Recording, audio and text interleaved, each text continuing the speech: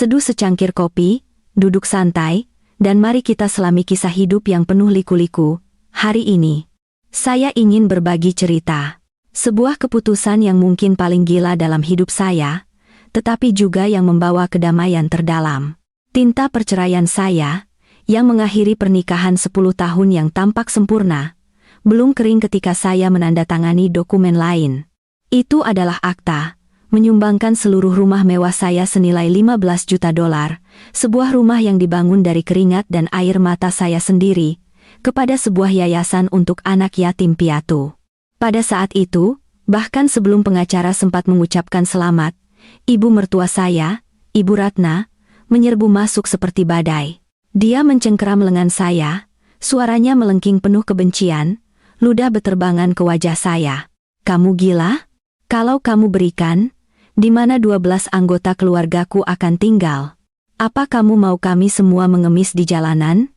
Ruangan hening seketika, setiap mata tertuju pada saya. Saya tidak terkejut, saya tidak takut. Saya hanya dengan lembut melepaskan tangannya dari lengan saya, menatap langsung ke matanya yang merah karena amarah, dan menjawab dengan satu kalimat yang membuatnya terdiam, benar-benar tidak bisa berkata-kata. Untuk memahami mengapa saya melakukan apa yang saya lakukan, saya harus membawa Anda kembali sebulan yang lalu ke hari ketika saya masih percaya saya adalah wanita paling bahagia di dunia. Itu adalah sore akhir pekan yang indah dengan sinar matahari keemasan membanjiri taman luas di rumah tepi air yang kami sebut rumah bersama suami saya. Saya telah menghabiskan seluruh minggu secara pribadi merencanakan acara penting, pesta ulang tahun pernikahan ke-40, untuk mertua saya. Saya ingin itu lebih dari sekadar pesta. Itu harus menjadi kenangan yang tak terlupakan, tanda terima kasih yang mendalam kepada orang-orang yang saya anggap orang tua saya sendiri selama dekade terakhir. Saya tidak menyia-nyiakan biaya, menyewa catering terbaik dan mendekorasi seluruh taman dengan ribuan mawar impor. Saya menyiapkan panggung kecil dengan live band yang memainkan lagu-lagu cinta abadi yang disukai mertua saya sejak masa muda mereka. Setiap detail, mulai dari taplak meja sutra bordir tangan hingga anggur vintage, saya pilih sendiri. Saat malam tiba, rumah mewah saya berkilau seperti istana. Para tamu adalah teman dekat dan rekan bisnis keluarga suami saya. Semua orang kagum akan kemewahan dan keanggunan perayaan tersebut. Saya berdiri di samping suami saya, Pak Rangga Utama, dengan gaun malam berkerah mutiara, senyum di wajah saya saat kami menyambut setiap tamu. Rangga terlihat sangat gagah dalam setelan jasnya yang pas. Dia melingkarkan lengannya di pinggang saya dan berbisik di telinga saya, "Kamu sudah bekerja sangat keras, sayang. Memiliki kamu adalah berkah terbesar bagiku dan seluruh keluarga ini." Mendengar kata-katanya, hati saya membengkak karena kebahagiaan. Saya menyandarkan kepala saya di bahunya, merasakan semua kelelahan saya lenyap. Para tamu kehormatan, mertua saya, tampak berseri-seri.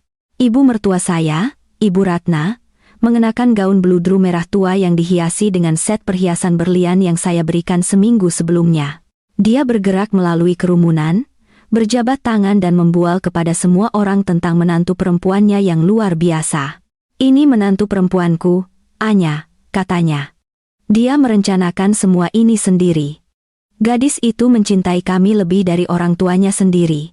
Mendengar kata-kata itu, meskipun tahu itu sebagian untuk pamer, menghangatkan hati saya. Saya pikir pengorbanan saya selama 10 tahun, memelihara keluarga ini, akhirnya dihargai dengan pengakuan dan cinta. Seluruh klan utama hadir sepenuhnya. 2 adik laki-laki Rangga dengan istri dan anak-anak mereka, dan adik perempuannya yang paling muda dengan tunangannya. Ke-12 dari mereka tinggal di kompleks perumahan suburban terdekat, tetapi mereka hampir setiap hari berada di rumah mewah kami, memperlakukannya sebagai tempat berkumpul keluarga. Saya tidak pernah keberatan. Bahkan, saya menikmatinya. Saya selalu percaya rumah besar terasa dingin tanpa suara orang. Saya dengan senang hati menggendong keponakan kecil saya, menyaksikan anak-anak berlarian dan bermain di halaman. Diam-diam berharap suatu hari rumah ini akan dipenuhi tawa anak-anak saya sendiri. Rangga dan saya telah menikah selama 10 tahun, tetapi kami masih belum punya anak.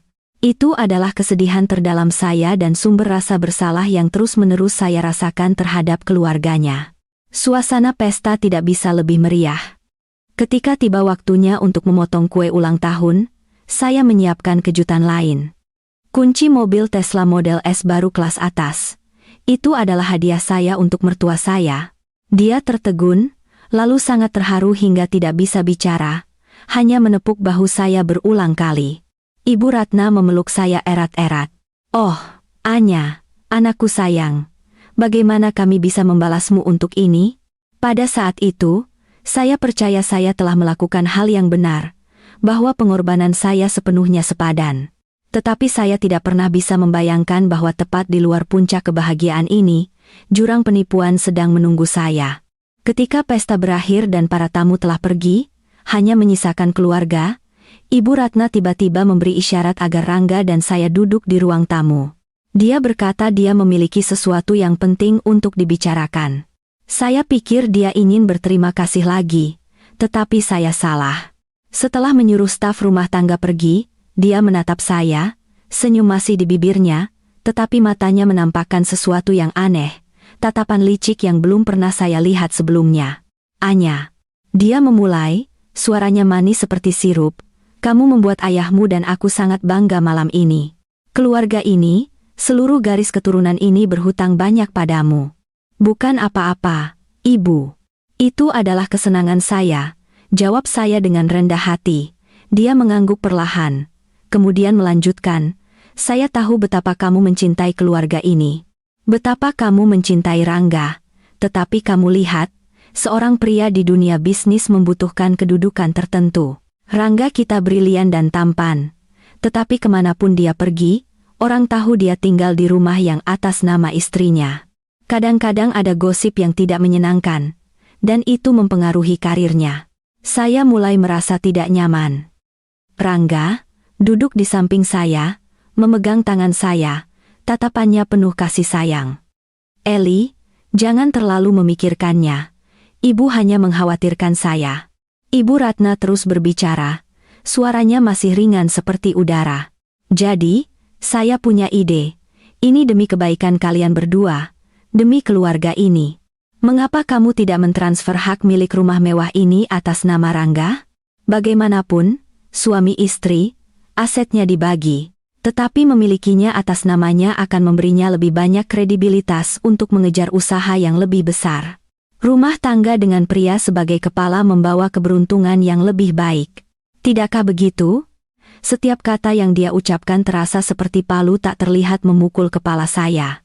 Rumah mewah ini bukan hanya aset, itu adalah puncak 10 tahun masa muda saya, hasil dari penjualan perusahaan teknologi yang saya bangun dari nol. Itu adalah simbol kemandirian saya, kerja keras saya. Dan sekarang ibu mertua saya, karena alasan yang paling tidak masuk akal, ingin saya menyerahkannya begitu saja. Senyum di wajah saya membeku. Saya menatap Rangga, berharap dia akan mengatakan sesuatu, bahwa dia akan membela saya. Tetapi dia tetap diam, tangannya masih memegang tangan saya. Matanya, bagaimanapun, menunjukkan tatapan penuh harapan. Rasa dingin menjalari tulang punggung saya. Senyum ibu mertua saya sekarang tampak begitu asing dan menakutkan. Jika Anda ingin tahu bagaimana saya menjawab ibu mertua saya, dan skema mengerikan apa yang tersembunyi di balik permintaan yang tidak masuk akal ini, jangan lupa untuk berlangganan saluran dan tekan bel notifikasi, agar Anda tidak ketinggalan instalmen dramatis berikutnya dari cerita ini. Keheningan yang menyusul saran Ibu Ratna begitu pekat, sehingga saya bisa mendengar dengungan lalat yang tersesat di ruang tamu. Senyumnya masih ada, tetapi tidak lagi memiliki kehangatan yang pernah saya sangka. Itu seperti topeng sempurna yang menyembunyikan perhitungan dingin. Saya melirik suami saya, Rangga, pria yang kepadanya saya dedikasikan 10 tahun masa muda saya untuk mencintai dan membangun hidup bersama. Tangannya masih memegang tangan saya, tetapi cengkeraman itu kini terasa longgar dan jauh. Dia tidak menatap saya, pun ibunya. Matanya menghindari mata saya, terpaku pada rangkaian anggrek di sudut ruangan. Keheningannya pada saat itu lebih kejam dari kata-kata apapun. Itu adalah persetujuan diam-diam, kompromi yang dibuat tanpa berkonsultasi dengan saya. Saya merasakan sesak di dada seolah-olah seseorang meremas paru-paru saya. Saya mencoba menarik napas dalam-dalam untuk menemukan suara saya, yang tampaknya telah dicuri oleh keterkejutan. Ibu, saya pikir ini keputusan besar. Saya butuh waktu untuk memikirkannya. Saya tergagap. Setiap kata. Sebuah perjuangan. Ibu Ratna mengangguk sedikit, senyumnya tidak goyah. Tentu, sayang. Saya hanya menyarankan. Ini demi kebaikan masa depan kalian berdua, demi keluarga ini. Ambil waktu Anda. Pikirkan baik-baik. Tidak ada yang terburu-buru. Dia berdiri dan menepuk bahu saya, sebuah isyarat yang syarat makna tersembunyi. Yah, saya lelah. Saya mau tidur. Kalian berdua juga harus istirahat. Dia berjalan anggun menaiki tangga besar, setenang seolah-olah dia baru saja membahas cuaca, meninggalkan Rangga dan saya sendirian di ruang tamu yang luas. Perabot mewah, lampu kristal berkilauan yang dulu saya banggakan kini terasa dingin dan tak berjiwa. Baru saat itu Rangga menoleh menatap saya. Dia memaksakan senyum, "Eli, jangan terlalu memikirkannya. Ibu hanya bicara. Dia selalu mengkhawatirkan masa depan kita." Saya menarik tangan saya dari genggamannya. Sebuah tindakan kecil yang membawa beban kekecewaan yang sangat besar. "Rangga, apakah kamu juga berpikir seperti ibumu? Apakah kamu juga berpikir saya harus menyerahkan rumah mewah ini kepadamu?" tanya saya. Suara saya bergetar. Rangga tampak bingung. Dia mengusap rambutnya. Kebiasaannya ketika dia merasa terpojok. Tidak persis. Tapi kamu harus mengakui apa yang ibu katakan ada benarnya. Aku pria, kepala keluarga, berada di dunia bisnis. Memiliki aset besar atas namaku, itu memberiku lebih banyak pengaruh. Selain itu, ini masih rumah kita. Tidak akan kemana-mana. Jadi, apa yang perlu dikhawatirkan? Kepala keluarga. Saya hampir tertawa terbahak-bahak. Suara pahit dan hampa. Rangga, selama 10 tahun terakhir, siapa yang sebenarnya menjadi pilar keluarga ini? Tidakkah kamu tahu? Perusahaanku, uang yang saya hasilkan, rumah ini, saya membangun semuanya. Pernahkah kamu khawatir tentang uang bahkan sehari pun? Kata-kata saya tampaknya telah melukai harga dirinya. Alis Rangga berkerut, nadanya berubah defensif. "Anya, mengapa kamu mengatakan itu? Saya juga bekerja. Saya menghasilkan uang. Saya berkontribusi pada keluarga ini. Jangan bersikap seolah-olah kamu meremehkanku hanya karena kamu menghasilkan lebih banyak uang. Saya tidak meremehkanmu. Saya tersedak. Saya hanya tidak mengerti mengapa bahkan kamu tidak akan berdiri di sisiku. Mengapa kamu ingin mengambil satu hal yang mewakili semua kerja kerasku? Pertengkaran kami tidak menghasilkan apa-apa." Rangga mulai meninggikan suaranya. Dia menyebut saya egois, mengatakan saya tidak memikirkan suaminya, bahwa saya tidak menghormati ibu mertua saya. Dia bilang saya telah berubah, bahwa saya bukan lagi gadis manis dan lembut yang dia nikahi. Setiap kata adalah pisau yang menusuk hati saya. Saya berhenti berdebat. Saya menyadari bahwa dalam benaknya sudah menjadi keharusan bahwa saya harus berkorban, bahwa saya harus menyerahkan segalanya untuk dia dan keluarganya. Saya berdiri lelah. Saya lelah. Saya mau tidur.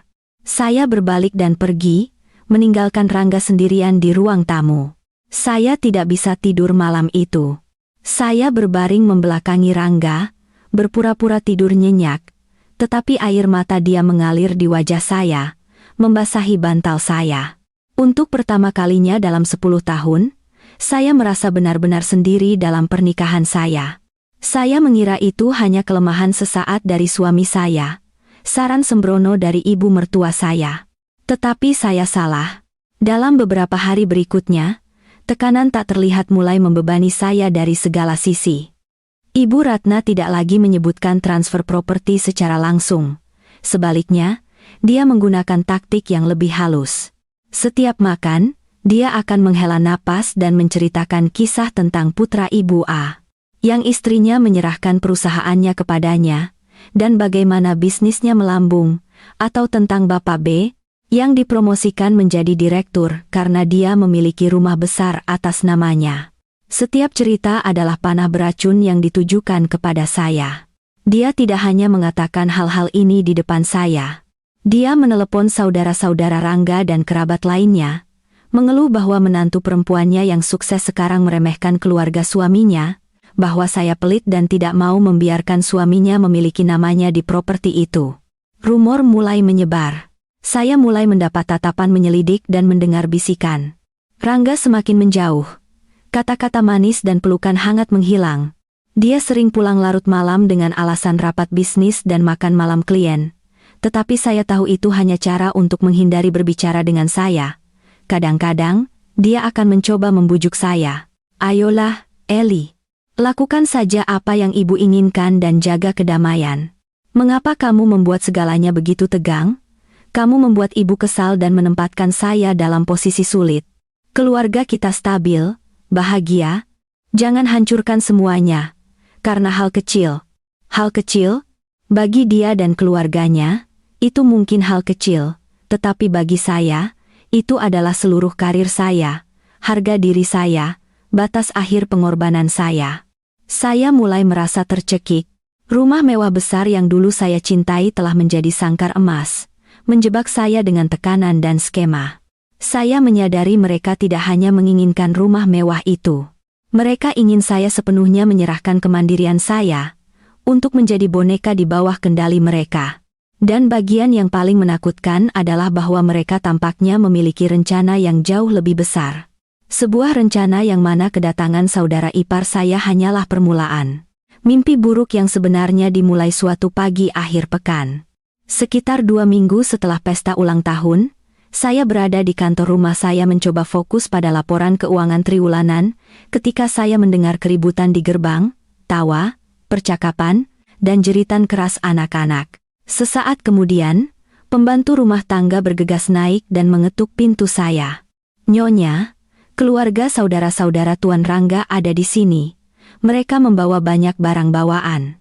Saya mengerutkan kening, firasat buruk menyelimuti saya. Saya turun, dan pemandangan di depan saya sangat menakjubkan. Ruang tamu saya yang luas sekarang menyerupai terminal bus yang kacau. Koper, tas, dan kotak kardus bertumpuk tinggi. Kedua keluarga saudara ipar saya, total 4 orang dewasa dan 3 anak, sedang bersantai nyaman di sofa, makan buah dan menonton TV. Ibu mertua saya, Ibu Ratna, menggendong cucu termuda, tertawa riang, melihat saya. Dia berbicara dengan nada santai, seolah-olah itu adalah hal paling normal di dunia. Oh, Anya, kamu sudah turun. Saudara iparmu membawa anak-anak untuk mengunjungi kakek nenek mereka selama beberapa hari. Coba siapkan 2 kamar di lantai 3 untuk mereka. Saya berdiri membeku di tempat. Beberapa hari, lalu mengapa begitu banyak barang bawaan? Dan mengapa tidak ada yang memberitahu saya? Saya menatap Rangga. Dia sibuk membawa koper besar, menghindari tatapan saya. Ibu, mengapa tidak ada yang memberitahu saya kalau mereka datang? Saya mencoba memilih kata-kata saya dengan hati-hati. Ibu Ratna memotong saya. Nadanya sedikit kesal. Apa yang kamu bicarakan? Ini juga rumah mereka. Apakah saudara butuh undangan dari iparnya untuk mengunjungi orang tuanya? Kakak ipar kedua, seorang wanita bernama Laura dengan penampilan lembut tetapi mata tajam, menambahkan sambil tersenyum, "Jangan khawatir, Eli.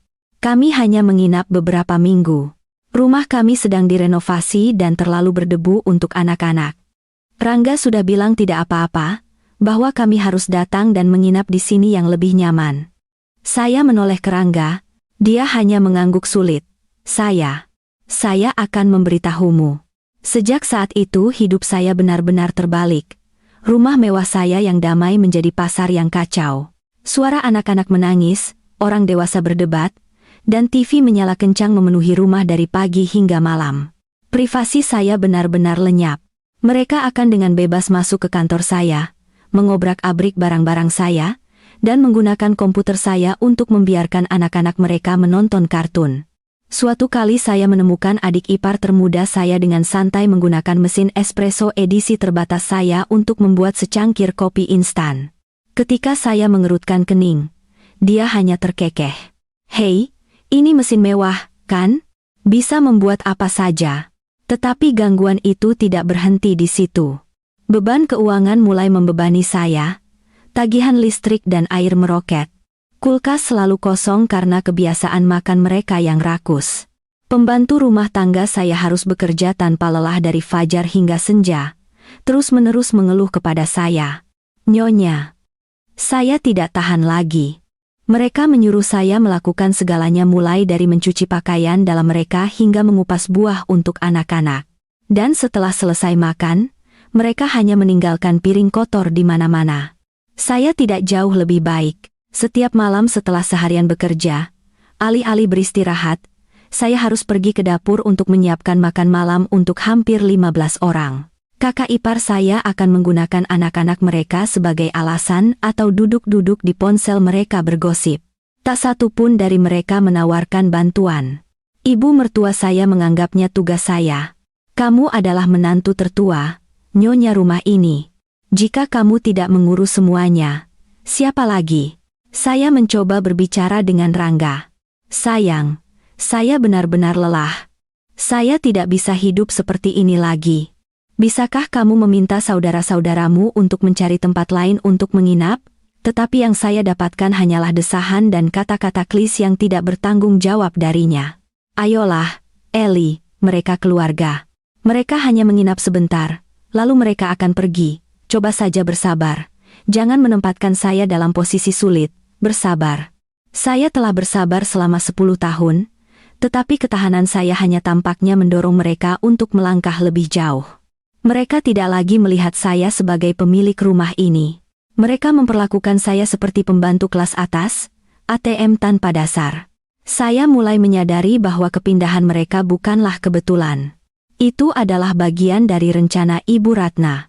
Dia ingin menggunakan mereka untuk menekan saya, untuk melelahkan saya, sampai saya menyerah dan dengan sukarela menyerahkan rumah mewah itu sebagai ganti kedamaian.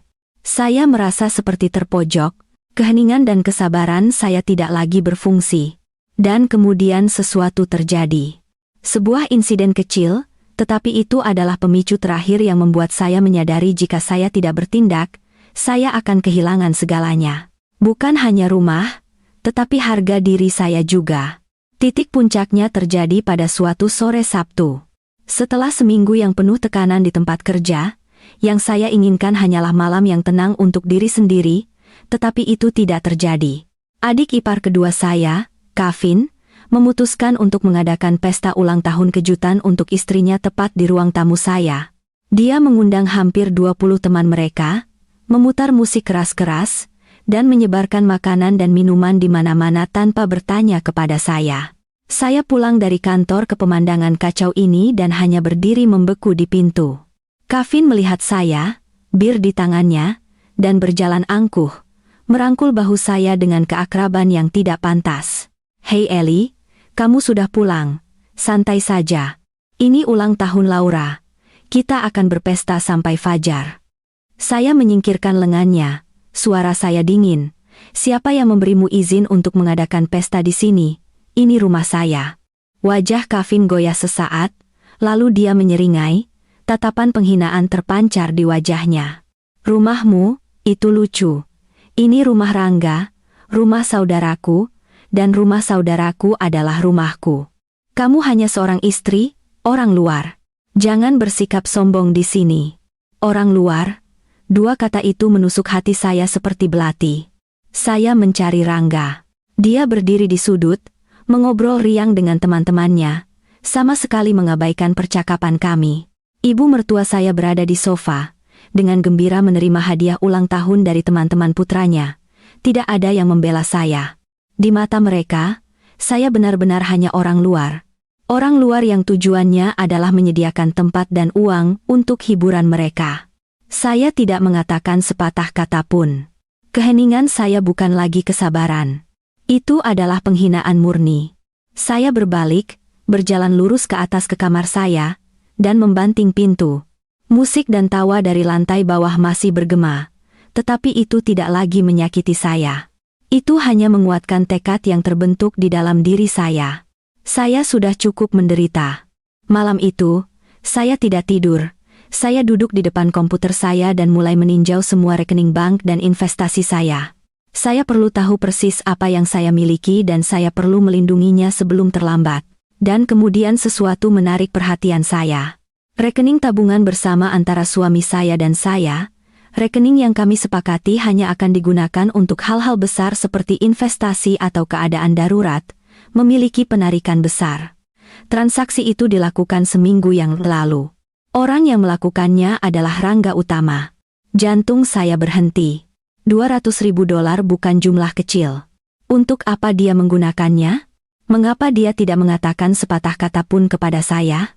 Dengan tangan gemetar, saya membuka riwayat transaksi.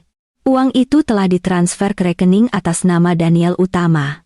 Daniel adalah nama adik bungsunya, yang baru-baru ini mengeluh ingin meluncurkan startup teknologi, tetapi kekurangan modal. Saya duduk tak bergerak di kursi saya, merasa seolah-olah semua kekuatan saya telah terkuras habis. Jadi begitu. Sementara saya berjuang untuk menutupi biaya hidup seluruh keluarga besarnya, suami saya diam-diam mengambil tabungan bersama kami, buah kerja keras saya untuk diberikan kepada saudaranya. Saya dianggap apa? Harta karun tanpa dasar.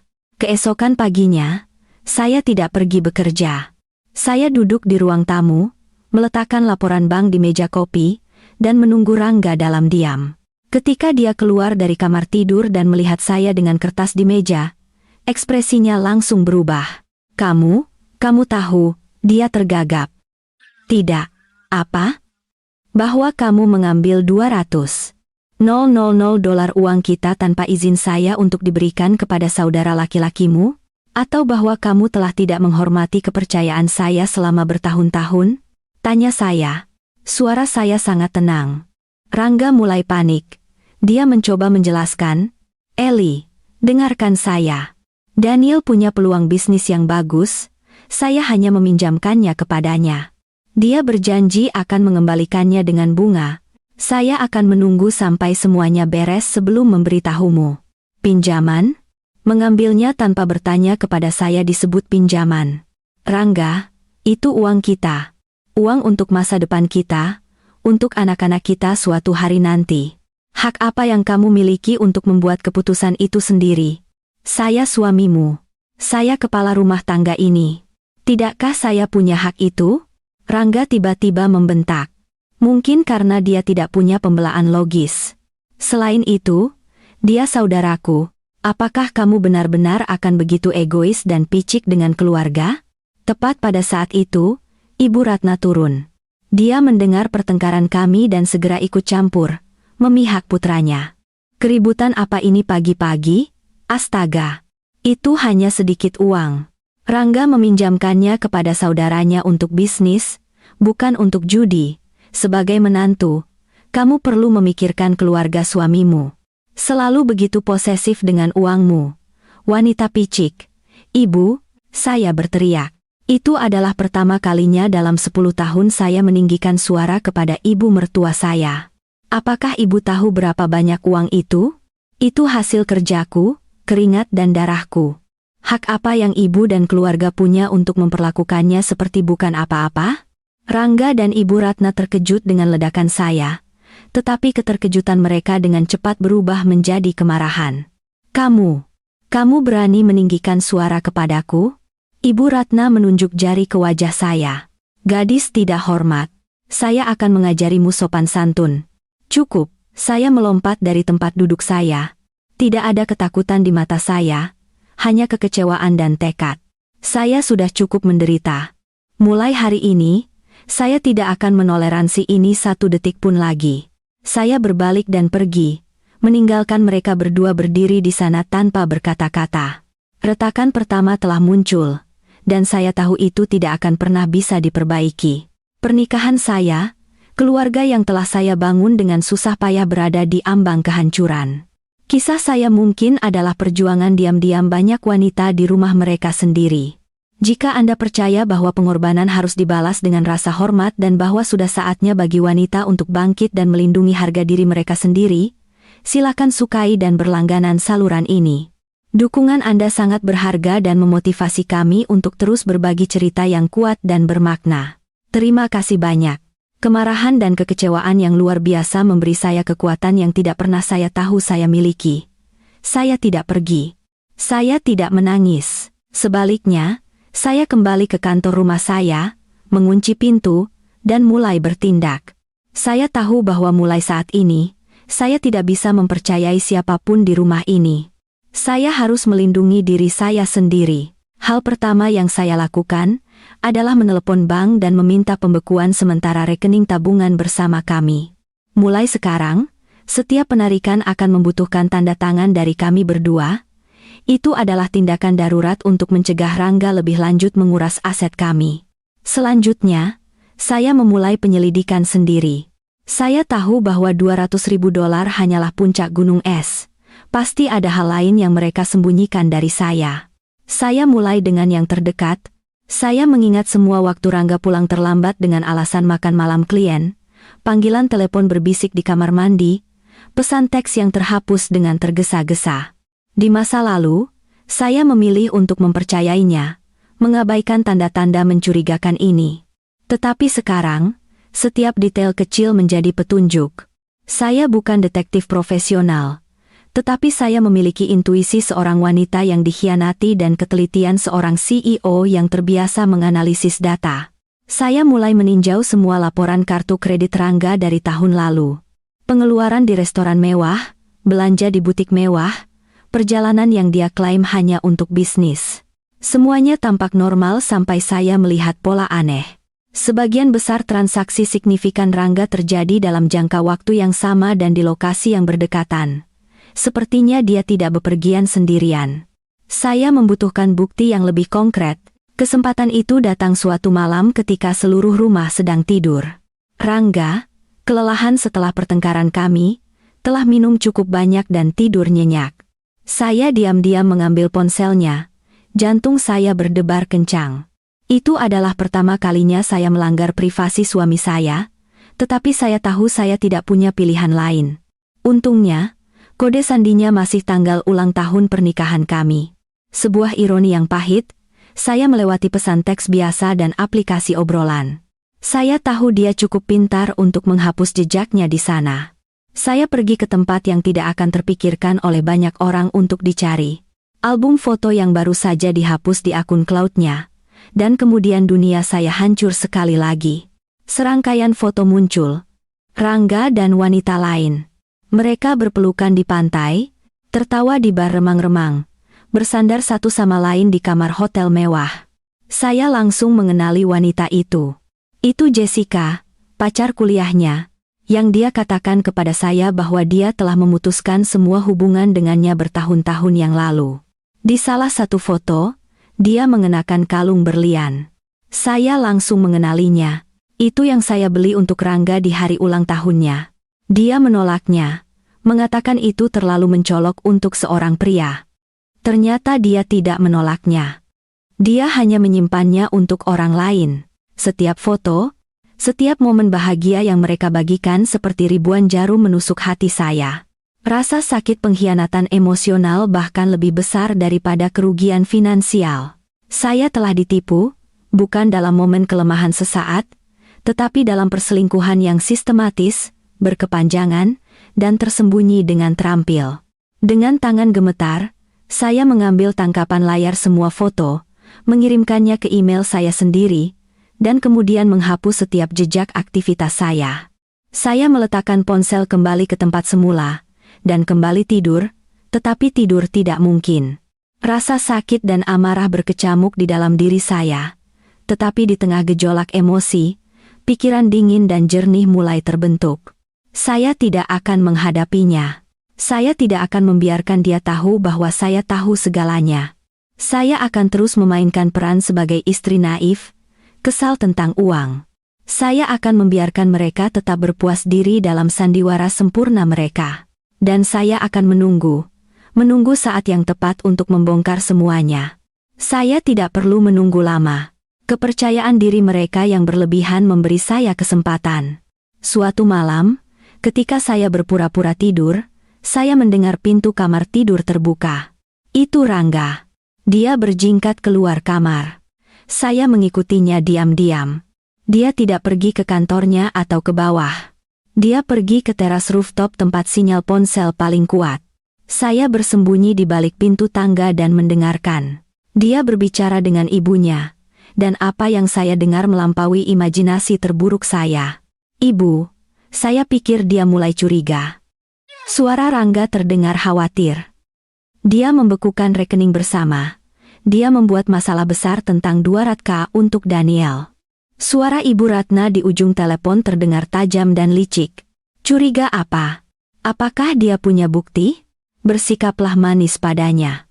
Beberapa kata manis dan dia akan terperangkap lagi. Wanita jatuh cinta pada hal-hal seperti itu. Yang paling penting adalah membuatnya menandatangani rumah mewah itu. Dan cepat. Ibu Ratna berhenti. Lalu menyampaikan kalimat yang membuat saya menggigit bibir agar tidak berteriak. Setelah dia menandatanganinya dan semuanya atas nama kita. Kamu bisa mengusirnya. Lalu kamu bisa membawa pulang gadis Jessica itu, atau melakukan apapun yang kamu mau. Saya berdiri membeku dalam kegelapan. Anggota tubuh saya lemas, rasa dingin menjalari saya. Jadi ini bukan hanya tentang uang. Ini bukan hanya perselingkuhan. Ini adalah konspirasi yang direncanakan dengan cermat untuk merebut semua aset saya dan kemudian membuang saya seperti benda bekas. Dan dalangnya tidak lain adalah ibu mertua saya, wanita yang pernah saya hormati. Air mata saya berhenti mengalir. Rasa sakit telah berubah menjadi kebencian yang dingin dan tajam. Saya diam-diam kembali ke kamar saya. Hati saya telah menjadi batu. Kebohongan telah terungkap. Konspirasi terungkap. Mulai saat ini, tidak ada lagi Anya yang naif dan lemah. Hanya ada seorang wanita yang bersiap untuk berperang. Perang untuk merebut kembali semua yang telah hilang, dan untuk membuat mereka yang telah menginjak-injaknya membayar harga yang sangat, sangat mahal. Malam ketika saya tidak sengaja mendengar konspirasi mengerikan mereka di rooftop menjadi titik balik tak terlupakan dalam hidup saya. Itu seperti racun yang sepenuhnya membunuh cinta, dan sisa-sisa kepercayaan terakhir yang saya miliki. Tetapi itu juga penawar, membangunkan saya sepenuhnya dari peran istri naif yang telah saya kurung diri selama 10 tahun. Saya terbangun keesokan paginya tanpa air mata, tanpa kesedihan yang menyayat hati. Sebaliknya, ada ketenangan yang aneh, ketenangan di mata badai. Saya menatap pria yang tidur nyenyak di samping saya. Pria yang baru tadi malam bersekongkol untuk mengusir saya dari rumah saya sendiri, dan saya tidak merasakan apa-apa. Di mata saya, dia sekarang hanyalah seorang lawan. Seorang lawan yang perlu saya kalahkan. Saya tahu bahwa untuk menghadapi seluruh keluarga penipu, saya tidak bisa bertindak sendiri. Saya membutuhkan rencana yang sempurna, sekutu yang dapat dipercaya, dan bukti yang tak terbantahkan. Saya memutuskan untuk tidak membuat keributan, tidak membongkar mereka segera. Itu akan menjadi langkah bodoh. Saya akan terus bertindak. Saya akan memainkan peran sebagai seorang istri, yang terluka karena uang, yang perlahan-lahan melunak terhadap permintaan maaf suaminya. Saya akan membiarkan mereka berpikir saya masih pion dalam permainan mereka. Biarkan mereka lengah dan mengungkapkan lebih banyak kelemahan mereka. Hal pertama yang saya lakukan adalah menelpon Pak Budi, pengacara senior yang telah bersama saya sejak awal perusahaan saya. Dia bukan hanya seorang pengacara. Dia seperti paman bagi saya, seorang teman baik yang sangat saya hormati. Saya mengatur untuk bertemu dengannya di kedai kopi yang tersembunyi dan menceritakan seluruh kisah dari plot untuk merebut rumah mewah dan perselingkuhan Rangga hingga rencana mereka untuk mengusir saya. Pak Budi mendengarkan dalam diam untuk waktu yang lama, wajahnya mengeras, matanya dipenuhi kemarahan dan simpati. Saya tidak percaya. Saya benar-benar salah menilainya, katanya, suaranya rendah. Saya pikir Rangga adalah pria yang baik. Ternyata dia dan seluruh keluarganya adalah sekumpulan serigala. Apa yang harus saya lakukan sekarang, Pak Budi? Tanya saya. Suara saya sedikit bergetar. Tetap tenang, Eli. Pak Budi menepuk bahu saya dengan meyakinkan. Pertama dan terpenting, kita perlu melindungi aset Anda. Sama sekali jangan menandatangani dokumen apapun yang terkait dengan transfer hak milik atau surat kuasa. Kedua, kita perlu mengumpulkan lebih banyak bukti. Foto-foto yang Anda ambil, percakapan yang Anda dengar, semuanya berharga, tetapi kita membutuhkan lebih banyak. Saya akan menyuruh seseorang mengikuti Rangga dan selingkuhannya. Kita perlu mendokumentasikan setiap gerak-gerik mereka, setiap pertemuan. Saya juga akan menyuruh seseorang menggali lebih dalam aktivitas keuangan mencurigakannya. Dan bagaimana dengan keluarganya? Mata Pak Budi menyipit. Dengan mereka, Anda terus berakting. Tampak lelah, hancur, tetapi juga tunjukkan bahwa Anda perlahan-lahan mulai pulih. Biarkan mereka berpikir mereka akan berhasil. Semakin lemah mangsa terlihat, semakin ceroboh predator. Saya mengangguk. Rencana Pak Budi selaras sempurna dengan pikiran saya sendiri. Dengan dukungannya, saya merasa jauh lebih percaya diri. Meninggalkan kedai kopi, saya mulai melaksanakan rencana saya. Saya pulang ke rumah terlihat kuyu, mata saya bengkak dan merah. Ketika Rangga melihat saya, dia bergegas mendekat, suaranya penuh kekhawatiran. "Eli, kamu kemana saja seharian? Kamu tahu betapa khawatirnya saya." Saya tidak mengatakan apa-apa, hanya membenamkan wajah saya di bahunya dan mulai menangis, isak tangis seorang aktris ulung. Saya menangis karena pengkhianatan, karena ketidakadilan. Tetapi dia pikir saya menangis karena kelemahan, bahwa saya membutuhkan perlindungannya. SST. "Tidak apa-apa, Eli," katanya, mengelus punggung saya. "Saya salah. Saya seharusnya tidak menyembunyikan uang itu darimu. Kamu bisa memarahi saya, menyalahkan saya, melakukan apapun yang kamu mau. Tolong jangan diam seperti ini." Itu membuat saya takut. Saya menatapnya.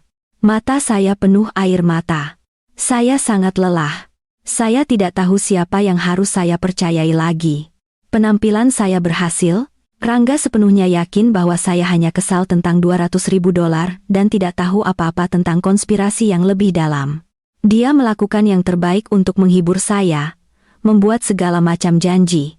Dia bilang dia akan mencari cara untuk mendapatkan uang itu kembali dari saudaranya, bahwa dia tidak akan pernah menyembunyikan apapun dari saya lagi.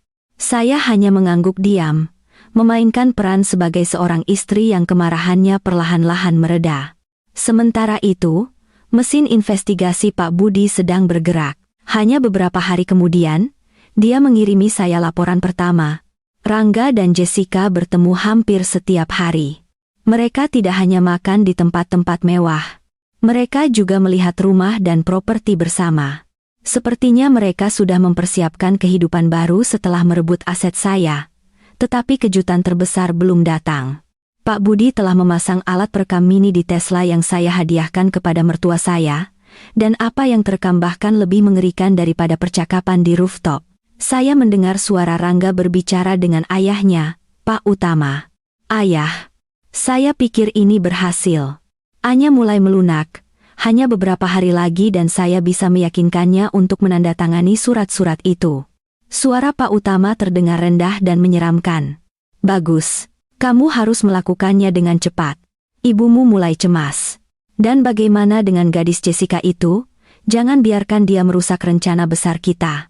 "Jangan khawatir, Ayah. Saya sudah berjanji padanya. Setelah ini selesai, saya akan segera menceraikan Anya. Kita akan tinggal di rumah mewah itu.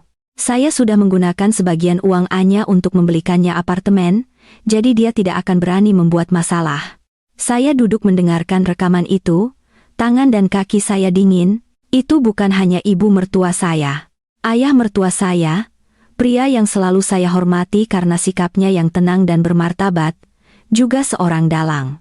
Seluruh keluarga mereka dari atas sampai bawah adalah kawanan burung nasar yang menunggu untuk mencabik-cabik saya.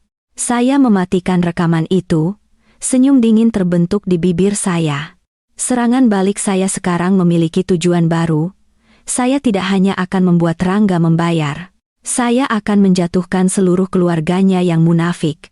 Sementara saya diam-diam mengumpulkan bukti dan melanjutkan peran saya sebagai istri yang menderita, mertua dan keluarga mereka terus hidup di rumah mewah saya seperti raja dan ratu. Kehadiran mereka bukan hanya gangguan, tetapi penghinaan yang konstan. Mereka memperlakukan saya seolah-olah saya tidak terlihat, menyuruh pembantu rumah tangga saya, menggunakan properti saya dengan bebas, dan tidak pernah melewatkan kesempatan untuk membuat komentar sinis. Eli terlihat sangat sedih akhir-akhir ini, kata kakak ipar saya Laura saat makan malam, nadanya penuh ejekan. Mungkin khawatir tentang bisnis Rangga, saya hanya menundukkan kepala dan makan dalam diam. Saya tahu bahwa semakin dekat mereka berpikir mereka akan berhasil, semakin arogan mereka akan menjadi, dan keangkuhan itu adalah kelemahan fatal mereka. Saya memutuskan untuk memanfaatkan kelemahan ini. Saya membutuhkan kejutan, peristiwa yang cukup besar dan masuk akal untuk melancarkan pembalikan spektakuler saya, dan kesempatan itu datang dari sumber yang paling tidak saya duga. Suatu sore di kantor, saya menerima telepon dari nomor tak dikenal. Halo, apakah ini Anya Sanjaya? Suara di ujung telepon adalah seorang wanita muda, sedikit malu-malu. Ya, ini saya. Siapa ini? Nama saya Ani. Saya dulu bekerja di butik tempat Anda berbelanja. Ada sesuatu yang menurut saya perlu Anda ketahui. Suaranya terdengar mendesak. Saya terkejut tetapi mendengarkan dengan sabar. Dan apa yang Ani ceritakan selanjutnya membuat saya tertegun. Nyonya, maaf jika ini mengganggu Anda, tetapi saya tidak bisa diam tentang hal ini. Suami Anda, Rangga, dia telah menjalin hubungan dengan manajer toko, Jessica. Jessica? Nama itu lagi, memutar pisau di luka saya. Bisakah Anda ceritakan lebih banyak? Saya berhasil menjaga suara saya tetap stabil. Ya, mereka telah berhubungan secara rahasia untuk waktu yang lama. Tuan Rangga datang ke toko terus-menerus, bukan untuk membeli barang untuk Anda, tetapi untuk menemuinya. Dia telah membelikannya begitu banyak barang desainer mahal, selalu koleksi terbaru. Semua orang di toko tahu, kecuali Anda. Ani ragu sejenak, lalu menjatuhkan bom yang lebih besar, dan Nyonya. Saya pikir Jessica sedang hamil anaknya. Akhir-akhir ini, dia mengalami mual di pagi hari, dan perutnya mulai terlihat. Kami semua curiga. Tetapi kemarin, saya tidak sengaja mendengar dia berbicara dengan seorang teman. Dia membual bahwa dia akan menjadi nyonya rumah besar, bahwa Rangga telah berjanji untuk meninggalkan istrinya dan menikahinya segera setelah urusan bisnis beres. Dunia saya berputar, hamil, meninggalkan istrinya dan menikahinya. Plot mereka bukan hanya untuk mengambil aset saya. Itu adalah rencana pengganti, skema untuk menempatkan selingkuhannya sebagai nyonya rumah baru. Secara resmi dan sah, rasa sakit dan kemarahan meledak di dalam diri saya. Saya pikir saya sudah mempersiapkan diri untuk yang terburuk, tetapi kebenaran ini masih menghancurkan saya. Dia tidak hanya mengkhianati saya. Dia memiliki anak dengan wanita lain, dan selama 10 tahun terakhir, dia selalu mengatakan kepada saya bahwa kami tidak perlu terburu-buru punya anak, bahwa karir kami lebih penting. Itu semua bohong. Ani, kamu yakin? Tanya saya. Suara saya bergetar. Saya 100% yakin, Nyonya, dia menegaskan. Saya bahkan punya beberapa foto mereka bersama di mall. Jika Anda butuh, saya bisa mengirimkannya kepada Anda. Terima kasih, Ani. Terima kasih banyak. Saya menutup telepon, tangan saya gemetar. Saya ambruk di kursi saya, air mata akhirnya mengalir, tetapi saya tidak membiarkan diri saya menangis lama. Saya menyeka mata saya, rasa sakit dengan cepat mengeras menjadi tekad dingin. Ini dia, inilah senjata yang saya butuhkan. Senjata yang cukup kuat untuk sepenuhnya menghancurkan fasad seluruh keluarga mereka. Saya segera menelepon Pak Budi dan memberitahunya berita yang menggemparkan itu. Dia tidak bisa menyembunyikan kemarahannya. Bajingan itu. Saya akan menyuruh tim saya memverifikasi ini segera. Kurang dari sehari kemudian, Pak Budi mendapatkan hasilnya. Ani benar. Jessica hamil 4 bulan, dan menurut informasi yang dia kumpulkan, Rangga telah membawanya ke klinik swasta kelas atas untuk pemeriksaan prenatalnya. Semua bukti ada di sana. Saya tahu sudah waktunya bertindak. Saya tidak akan menghadapi mereka sendirian. Saya akan membiarkan seluruh keluarganya, mereka yang telah memungkinkan dosa-dosanya, menyaksikan babak terakhir dari drama ini. Saya memilih makan malam akhir pekan sebagai panggung saya, waktu ketika semua orang akan hadir. Saya sengaja memasak pesta, menata meja dengan indah. Suasana keluarga tampak ceria dan nyaman. Mereka tidak tahu itu akan menjadi makan malam damai terakhir mereka bersama. Di tengah makan malam, saat semua orang tertawa dan berbicara, saya tiba-tiba berdiri, segelas anggur merah di tangan saya. "Saya punya pengumuman untuk keluarga," kata saya. Suara saya yang jernih menarik perhatian semua orang. Mereka semua menatap saya dengan terkejut. Ibu Ratna tersenyum. Mungkin berpikir saya akan mengumumkan transfer rumah. "Silakan, sayang. Apakah itu kabar baik?" "Ini kabar yang luar biasa," kata saya, tersenyum pada Rangga, senyum penuh makna tersembunyi. "Keluarga kita akan mendapatkan anggota baru." Sorak-sorai memenuhi ruangan. Wajah Ibu Ratna berseri-seri. "Sungguh? Apakah kamu hamil?" "Oh, itu kabar yang luar biasa. Kabar yang luar biasa." Rangga tertegun pada awalnya. Kemudian wajahnya menunjukkan ekspresi kegembiraan. Dia mungkin berpikir itu kebetulan yang beruntung bahwa seorang anak akan menjadi cara sempurna untuk mengikat saya kepadanya selamanya. Tetapi saya akan memadamkan harapannya dengan air es. Saya menggelengkan kepala. "Tidak, itu bukan saya. Itu Jessica, kekasih Rangga." Ruang makan langsung sunyi senyap. Senyum di wajah Ibu Ratna membeku. Mertua saya saling menatap dengan mulut ternganga. Wajah Rangga menjadi pucat pasi. Dia melompat berdiri. "Anya, omong kosong apa yang kamu bicarakan?" "Omong kosong?" Saya mencibir. Saya mengeluarkan tumpukan foto yang dikirim Ani dari tas saya dan melemparkannya ke meja. "Lalu apa ini? Kamu dan Jessica bermesraan di mall. Kamu membawanya untuk pemeriksaan prenatalnya." "Jelaskan ini," lanjut saya, mengeluarkan selembar kertas lagi. "Dan ini adalah laporan USG. Janin 16 minggu, sangat sehat. Kamu akan menjadi seorang ayah, suamiku sayang. Selamat. Selamat untuk seluruh keluarga kita." Semua kacau balau. Ibu Ratna gemetar, menunjuk jari ke Rangga. "Kamu, apakah ini benar?" Rangga tergagap, tidak bisa bicara. Kakak ipar mulai berbisik-bisik. Makan malam keluarga yang hangat telah berubah menjadi drama pengadilan. Dan saya, istri yang dikhianati, adalah orang yang berperan sebagai hakim, memberikan vonis pertama untuk jaring kebohongan mereka. Bagi Anda yang mengikuti kisah Eleanor, jika Anda juga merasa marah dengan penipuan dan pengkhianatan serta mengagumi kekuatan dan ketegasannya, tunjukkan dukungan Anda dengan menekan tombol suka dan berlangganan saluran ini. Tindakan kecil Anda adalah dorongan besar, memberitahu kami bahwa keadilan dan kebenaran selalu dihargai dan didukung. Terima kasih banyak. Ruang makan, yang beberapa saat sebelumnya dipenuhi tawa, kini diselimuti keheningan yang berat dan mengerikan. Semua mata tertuju pada Rangga, yang berdiri membeku di tengah ruangan, wajahnya pucat pasi. Foto-foto dan laporan USG tergeletak di meja seperti dakwaan yang tak terbantahkan. "Nah, katakan sesuatu. Kamu kehilangan lidahmu?" Ibu Ratna adalah yang pertama memecah keheningan. Dia menerkam putranya, mencengkeram kerah bajunya dan menggoyangkannya dengan keras. "Apakah kamu menghamili gadis itu? Apakah kamu mencoba menghancurkan keluarga ini?" Rangga tidak bisa menatap mata ibunya. Dia hanya bergumam, "Maaf, Bu, maaf." Ibu Ratna berteriak. Dia kemudian menoleh ke saya. Matanya tidak lagi dipenuhi kemarahan, tetapi dengan kepanikan. "Anya, sayang. Biarkan saya jelaskan." Rangga bodoh. Dia digoda oleh gadis itu. Jangan percaya dia. Keluarga ini hanya mengakui kamu sebagai menantu perempuannya." Saya hanya tersenyum tipis, ironis. Ibu mertua saya, seorang wanita cerdik dan licik, tidak khawatir tentang rasa sakit saya. Dia hanya khawatir bahwa rencananya untuk mendapatkan aset saya akan gagal. Dia takut saya akan cukup marah untuk segera mengajukan gugatan cerai dan kemudian semuanya akan hilang.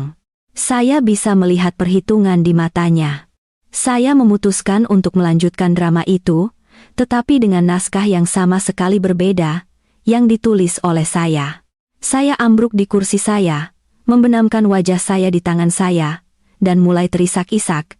Isak tangis yang menyayat hati. "Bagaimana kamu bisa melakukan ini padaku, Rangga? Setelah 10 tahun, apa salahku? Saya memberikan segalanya untukmu, untuk keluarga ini, dan beginikah caramu membalas saya? Penampilan saya segera berdampak. Seluruh keluarga utama, yang tadinya panik, tiba-tiba menjadi gelisah. Mereka kemungkinan besar telah bersiap untuk badai, agar saya membalik meja.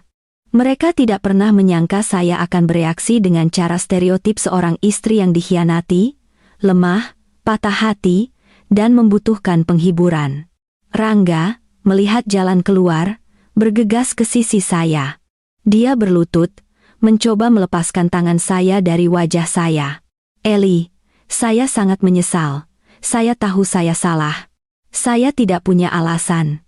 Saya monster. Saya mengkhianatimu. Kamu bisa memukul saya, berteriak pada saya. Lakukan apapun yang kamu mau. Tolong jangan tinggalkan saya. Saya tidak bisa hidup tanpamu. Dia menangis, air mata seorang aktor kelas 3. Dia mengoceh tentang betapa kesepiannya dia, betapa banyak tekanan yang dia alami, menyalahkan keadaan, godaan, segalanya kecuali sifatnya yang suka berselingkuh dan menipu. Ibu Ratna dengan cepat ikut campur. Dia duduk di samping saya, merangkul saya, menghibur saya. Sayangku, jangan menangis. Saya tahu kamu patah hati. Rangga salah, dan saya akan memberinya pelajaran untukmu. Demi ayahmu dan saya, demi keluarga ini. Bisakah kamu menemukan di hatimu untuk memaafkannya sekali ini saja? Dia tahu dia membuat kesalahan. Anakku, anggota keluarga lainnya, saudara ipar laki-laki dan perempuan juga berkumpul. Seseorang membawakan saya air. Yang lain mengipasi saya. Yang lain menawarkan kata-kata penghiburan klise yang kosong. Mereka membentuk lingkaran di sekitar saya, perangkap manis dan menjijikan. Mencoba menjebak saya agar memberikan pengampunan. Saya terus menangis, tetapi melalui celah-celah jari saya mengamati setiap wajah mereka, setiap ekspresi. Saya melihat kemunafikan dalam air mata Rangga, perhitungan dalam kata-kata penghiburan Ibu Ratna, dan desahan lega kolektif dari yang lain ketika mereka melihat saya menyerah. Mereka pikir mereka telah berhasil. Mereka percaya bahwa beberapa kata manis dan air mata buaya cukup untuk menenangkan saya, membuat saya melupakan segalanya sehingga rencana mereka untuk mengambil aset saya dapat berlanjut. Setelah penampilan menangis yang cukup dramatis, saya perlahan mengangkat kepala, mata saya merah dan bengkak. Saya menatap Rangga, suara saya tercekat dan pecah. Kamu benar-benar bersungguh-sungguh? Kamu benar-benar akan putus dengannya? Saya bersumpah, kata Rangga, mengangkat 3 jari. Besok, hal pertama, saya akan menemuinya dan mengakhirinya. Saya tidak akan pernah melihatnya lagi. Mulai sekarang, hanya kamu yang ada di hati saya. Saya menoleh ke Ibu Ratna. Ibu tidak akan membenci saya, kan? Oh, anakku yang bodoh. Ibu Ratna memeluk saya lebih erat. Saya tidak akan pernah bisa membencimu. Saya mencintaimu lebih dari apapun. Jangan khawatir, saya akan selalu berada di pihakmu. Tindakan pengampunan dilakukan dengan sempurna. Saya memainkan peran sebagai istri yang murah hati. Bersedia mengabaikan kesalahan suaminya demi cinta. Seluruh keluarga menarik napas lega. Suasana tegang menghilang, digantikan oleh rasa gembira yang palsu.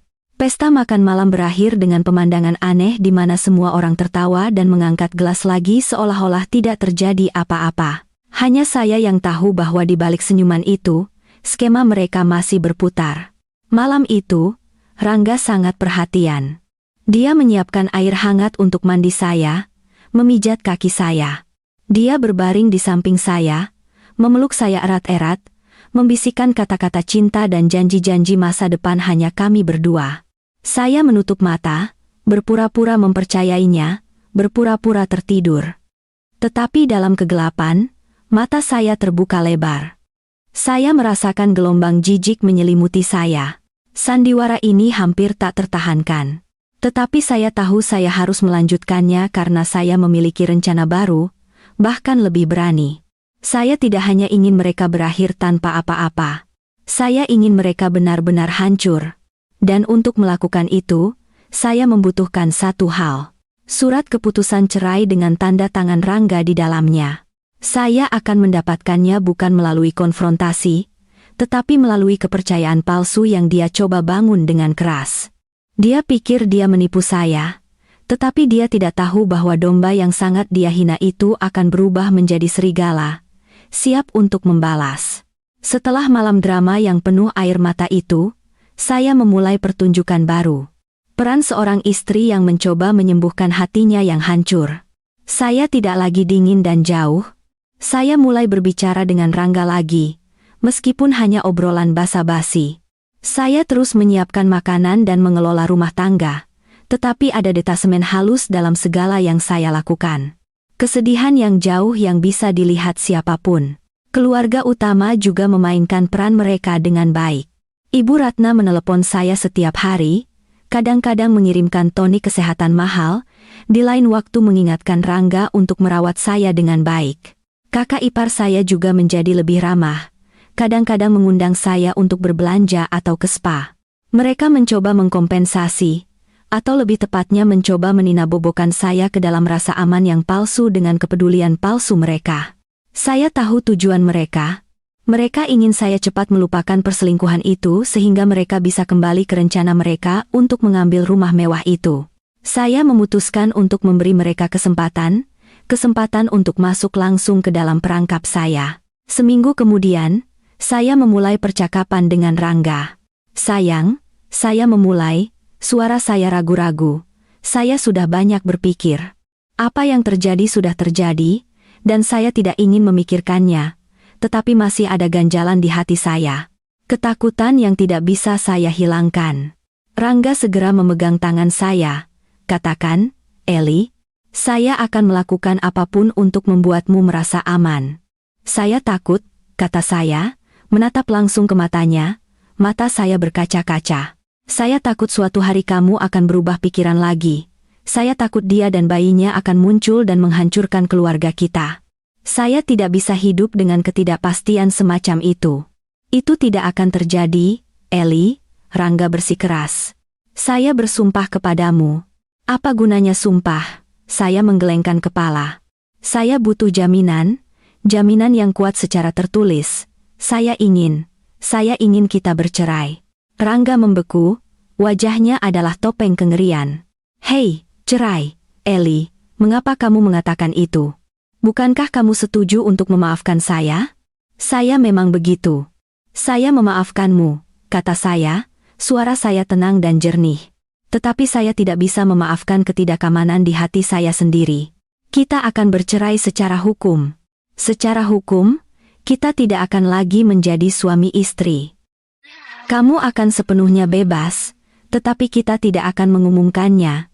Kita akan terus hidup bersama, menjadi keluarga di depan semua orang. Kamu akan tetap menjadi suamiku, ayah masa depan anak-anak kita. Kita akan membuat perjanjian. Saya akan memberimu bagian aset yang adil sehingga kamu bisa berbisnis dengan bebas tanpa stigma bergantung pada istrimu. Sebagai imbalannya, kamu harus berjanji kepadaku bahwa kamu tidak akan pernah melihatnya lagi. Jika saya tahu kamu masih menyelinap, maka kita akan benar-benar selesai. Dan kamu tidak akan mendapatkan sepeser pun dariku lagi. Proposal saya adalah langkah cerdik.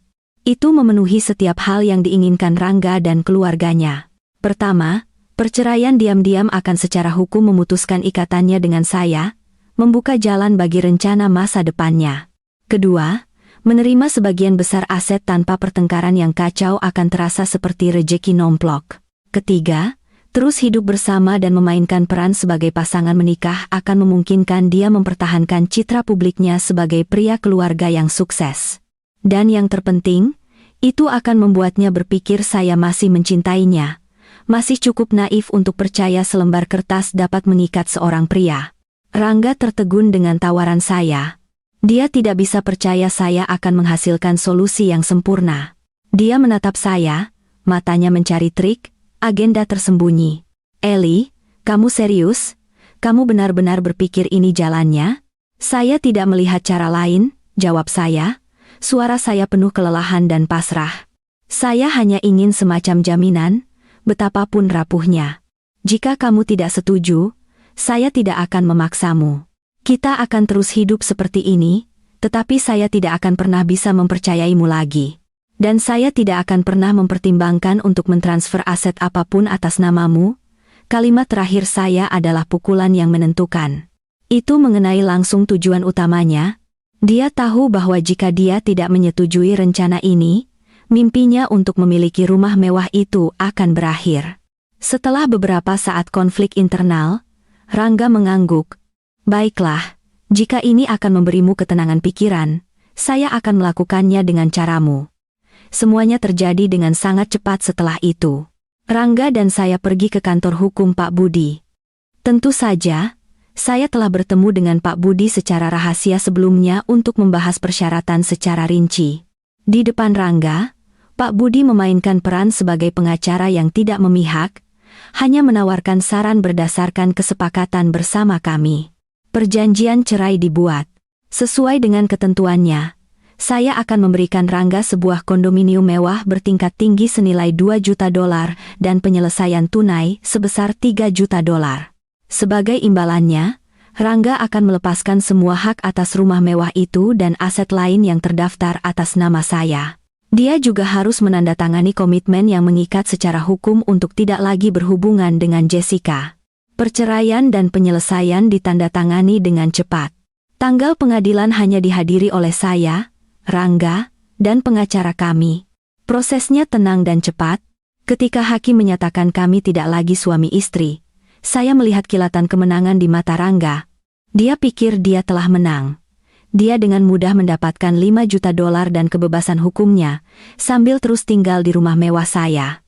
Dia tidak tahu bahwa surat keputusan cerai yang baru saja dia tanda tangani bukanlah paspor menuju kebebasan, tetapi putusan akhir atas seluruh konspirasinya. Secara hukum, saya sepenuhnya bebas. Rumah mewah dan semua aset, saya benar-benar terlindungi. Saya melanjutkan penampilan saya dengan sempurna. Saya bertindak sedih setelah perceraian, tetapi secara bertahap tampak ceria, menaruh kepercayaan pada penyesalan Rangga. Mertua saya sangat gembira. Mereka pikir mangsa mereka aman dalam perangkap, tinggal menunggu mereka menutup jaring.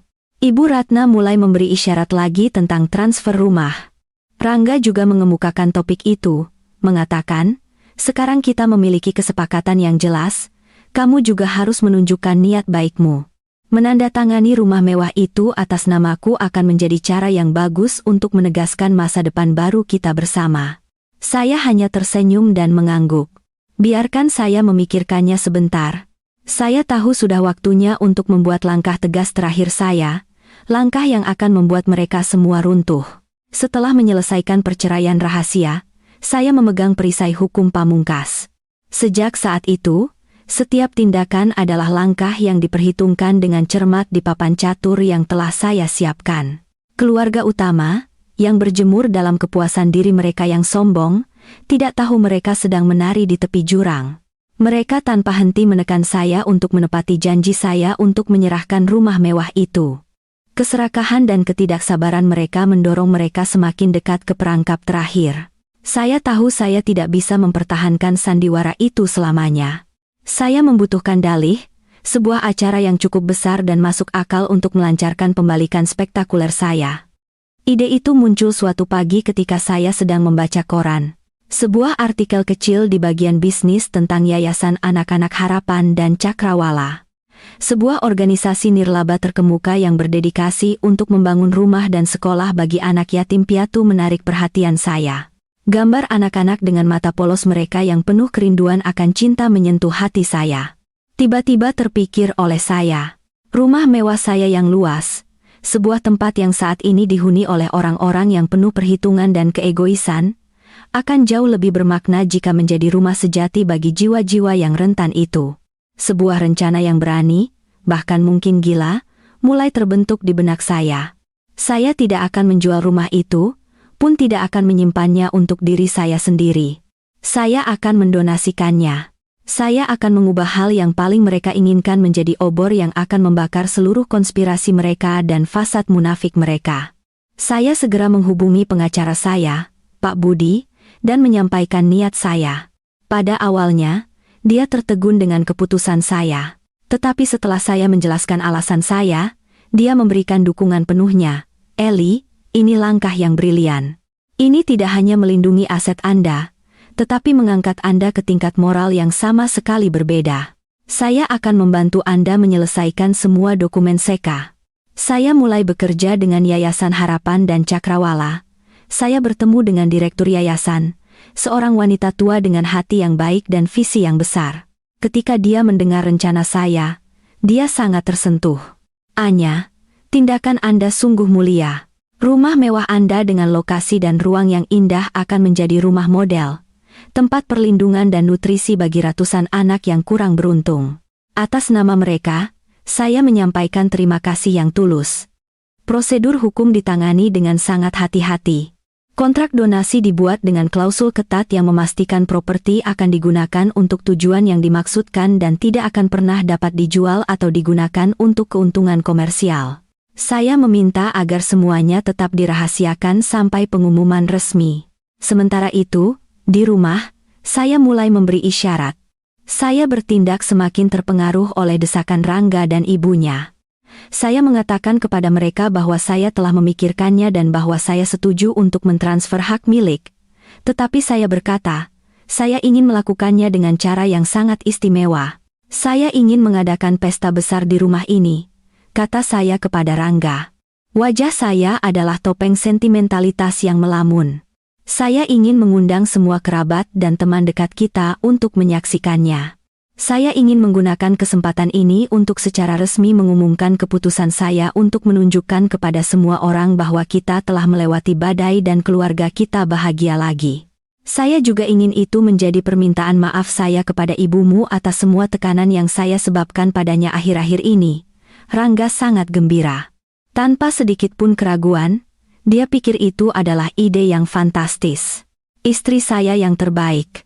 Itu ide yang brilian. Itu berkelas dan akan mengukuhkan status keluarga kita. Semua orang akan sangat terkesan. Keluarga utama sangat gembira ketika mereka mendengar berita itu. Mereka segera membuat daftar tamu yang sangat panjang yang dipenuhi orang-orang yang ingin mereka pamerkan. Orang-orang di depan siapa mereka ingin membangun keunggulan baru mereka. Ibu Ratna bahkan secara khusus menginstruksikan saya untuk mengundang beberapa jurnalis ramah untuk meliput acara keluarga yang bahagia itu. Saya tersenyum dan menyetujui semuanya. Jangan khawatir, Ibu, saya akan menangani semua pengaturannya. Mereka tidak tahu bahwa jurnalis yang saya rencanakan untuk diundang jauh lebih banyak dan bergengsi daripada yang bisa mereka bayangkan. Saya diam-diam telah menghubungi surat kabar terbesar dan jaringan televisi paling terkemuka, bukan melalui koneksi pribadi, tetapi melalui Yayasan Harapan dan Cakrawala. Saya memberi mereka tip eksklusif. Seorang pengusaha wanita sukses akan membuat gerakan filantropi bersejarah dengan menyumbangkan rumah mewahnya senilai $15 juta untuk membangun rumah bagi anak yatim piatu. Detail akan diungkapkan pada pesta pribadi, umpan telah dilempar dan media menggigit keras. Semuanya sudah diatur. Papan sudah diatur, bidak-bidak pada posisinya, pesta terakhir, grand finale untuk sandiwara keluarga utama akan segera dimulai. Mereka dengan penuh semangat mengantisipasi malam kemuliaan, upacara penobatan untuk keserakahan mereka. Mereka tidak tahu bahwa itu sebenarnya adalah pesta penghakiman, pengadilan publik di mana saya adalah hakim ketua, dan vonis untuk mereka akan menjadi kehancuran total kehormatan mereka dan semua yang telah mereka bangun di atas dasar kebohongan. Sebuah keputusan berani, langkah yang tidak ada yang melihat datang. Akankah rencana Eleanor berjalan lancar? Seberapa dramatis babak terakhirnya? Jika Anda gelisah menunggu para serakah dan munafik mendapatkan balasan yang setimpal, tekan tombol suka dan berlangganan sekarang juga. Dukungan Anda adalah penegasan terkuat keadilan dan kebenaran. Jangan menunggu, ikuti kami sampai akhir. Pada hari pesta, rumah mewah saya didekorasi lebih mewah dari sebelumnya. Ribuan lampu peri digantung di seluruh taman, mengubahnya menjadi pemandangan magis. Sebuah panggung besar didirikan di tengah dengan layar LED raksasa di belakangnya, siap untuk acara penting itu. Keluarga utama sangat sibuk sejak pagi. Mereka mengenakan pakaian termahal mereka, wajah mereka berseri-seri dengan kegembiraan dan kemenangan yang tidak tersamar. Ibu Ratna mondar-mandir, mengarahkan staf mengenai setiap detail kecil. Senyum konstan di wajahnya, bertindak seolah-olah dia adalah nyonya rumah sejati acara itu. Vas itu harus di tengah meja. Terlihat lebih elegan, gelas-gelas ini perlu dipoles lagi. Tamu-tamu saya semuanya orang penting. Kita tidak bisa membiarkan mereka menemukan kesalahan. Rangga terus-menerus menelepon untuk mengkonfirmasi tamu. Suaranya dipenuhi dengan kepercayaan diri dan otoritas yang baru ditemukan. "Hei, Bill. Kamu datang malam ini, kan? Pastikan kamu di sini lebih awal. Berita besar." "Ya, kamu mengerti. Hal yang saya ceritakan. Malam ini, itu sudah selesai." Dia berbicara secara terbuka, tidak lagi peduli dengan penipuan. Dia percaya kemenangan sudah di tangannya. Saudara-saudaranya berkumpul di sudut, dengan gembira mendiskusikan bagaimana setelah saya menyerahkan rumah, mereka akan meminta Rangga sejumlah besar uang untuk investasi dan mobil baru. Mereka sudah merencanakan masa depan yang indah yang dibangun di atas aset saya. Saya mengamati semuanya, merasakan ketenangan yang aneh. Saya mengenakan gaun putih sederhana namun elegan dengan riasan minimal. Saya tidak ingin menjadi pusat perhatian malam ini. Sorotan bukan untuk saya, tetapi untuk mereka, aktor utama dalam komedi tragis hidup mereka sendiri. Saat tamu mulai berdatangan, suasana semakin meriah. Seperti yang saya duga, keluarga utama telah mengundang banyak tokoh berpengaruh dari dunia bisnis dan kerabat jauh yang belum pernah saya temui. Mereka menginginkan sebanyak mungkin saksi untuk kemenangan mereka. Ibu Ratna dan suaminya berdiri di pintu masuk, menyambut semua orang dengan hangat, memperkenalkan Rangga dengan suara bangga. "Ini putra tertua kami, Rangga. Dia akan mengemban banyak tanggung jawab besar untuk keluarga segera." Rangga membusungkan dadanya, tersenyum saat menerima ucapan selamat mereka. Matanya sesekali melirik ke arah saya, tatapan yang sekaligus perintah dan condescension. Saya hanya berdiri diam di sudut, tersenyum dan menyapa tamu yang dikenal, memainkan peran sebagai istri cantik yang mendukung suaminya. Tidak ada yang merasakan arus bawah yang kuat mengalir di bawah permukaan yang tenang. Di tengah arus tamu yang berpakaian elegan, sekelompok orang yang berpakaian lebih sederhana masuk dengan tenang dan memilih meja tersembunyi di belakang. Mereka adalah jurnalis dan reporter yang saya undang. Mereka tidak membawa kamera besar, hanya kamera digital kecil dan ponsel mereka. Mereka datang sebagai teman keluarga, berbaur dengan kerumunan, mengamati dalam diam, menunggu.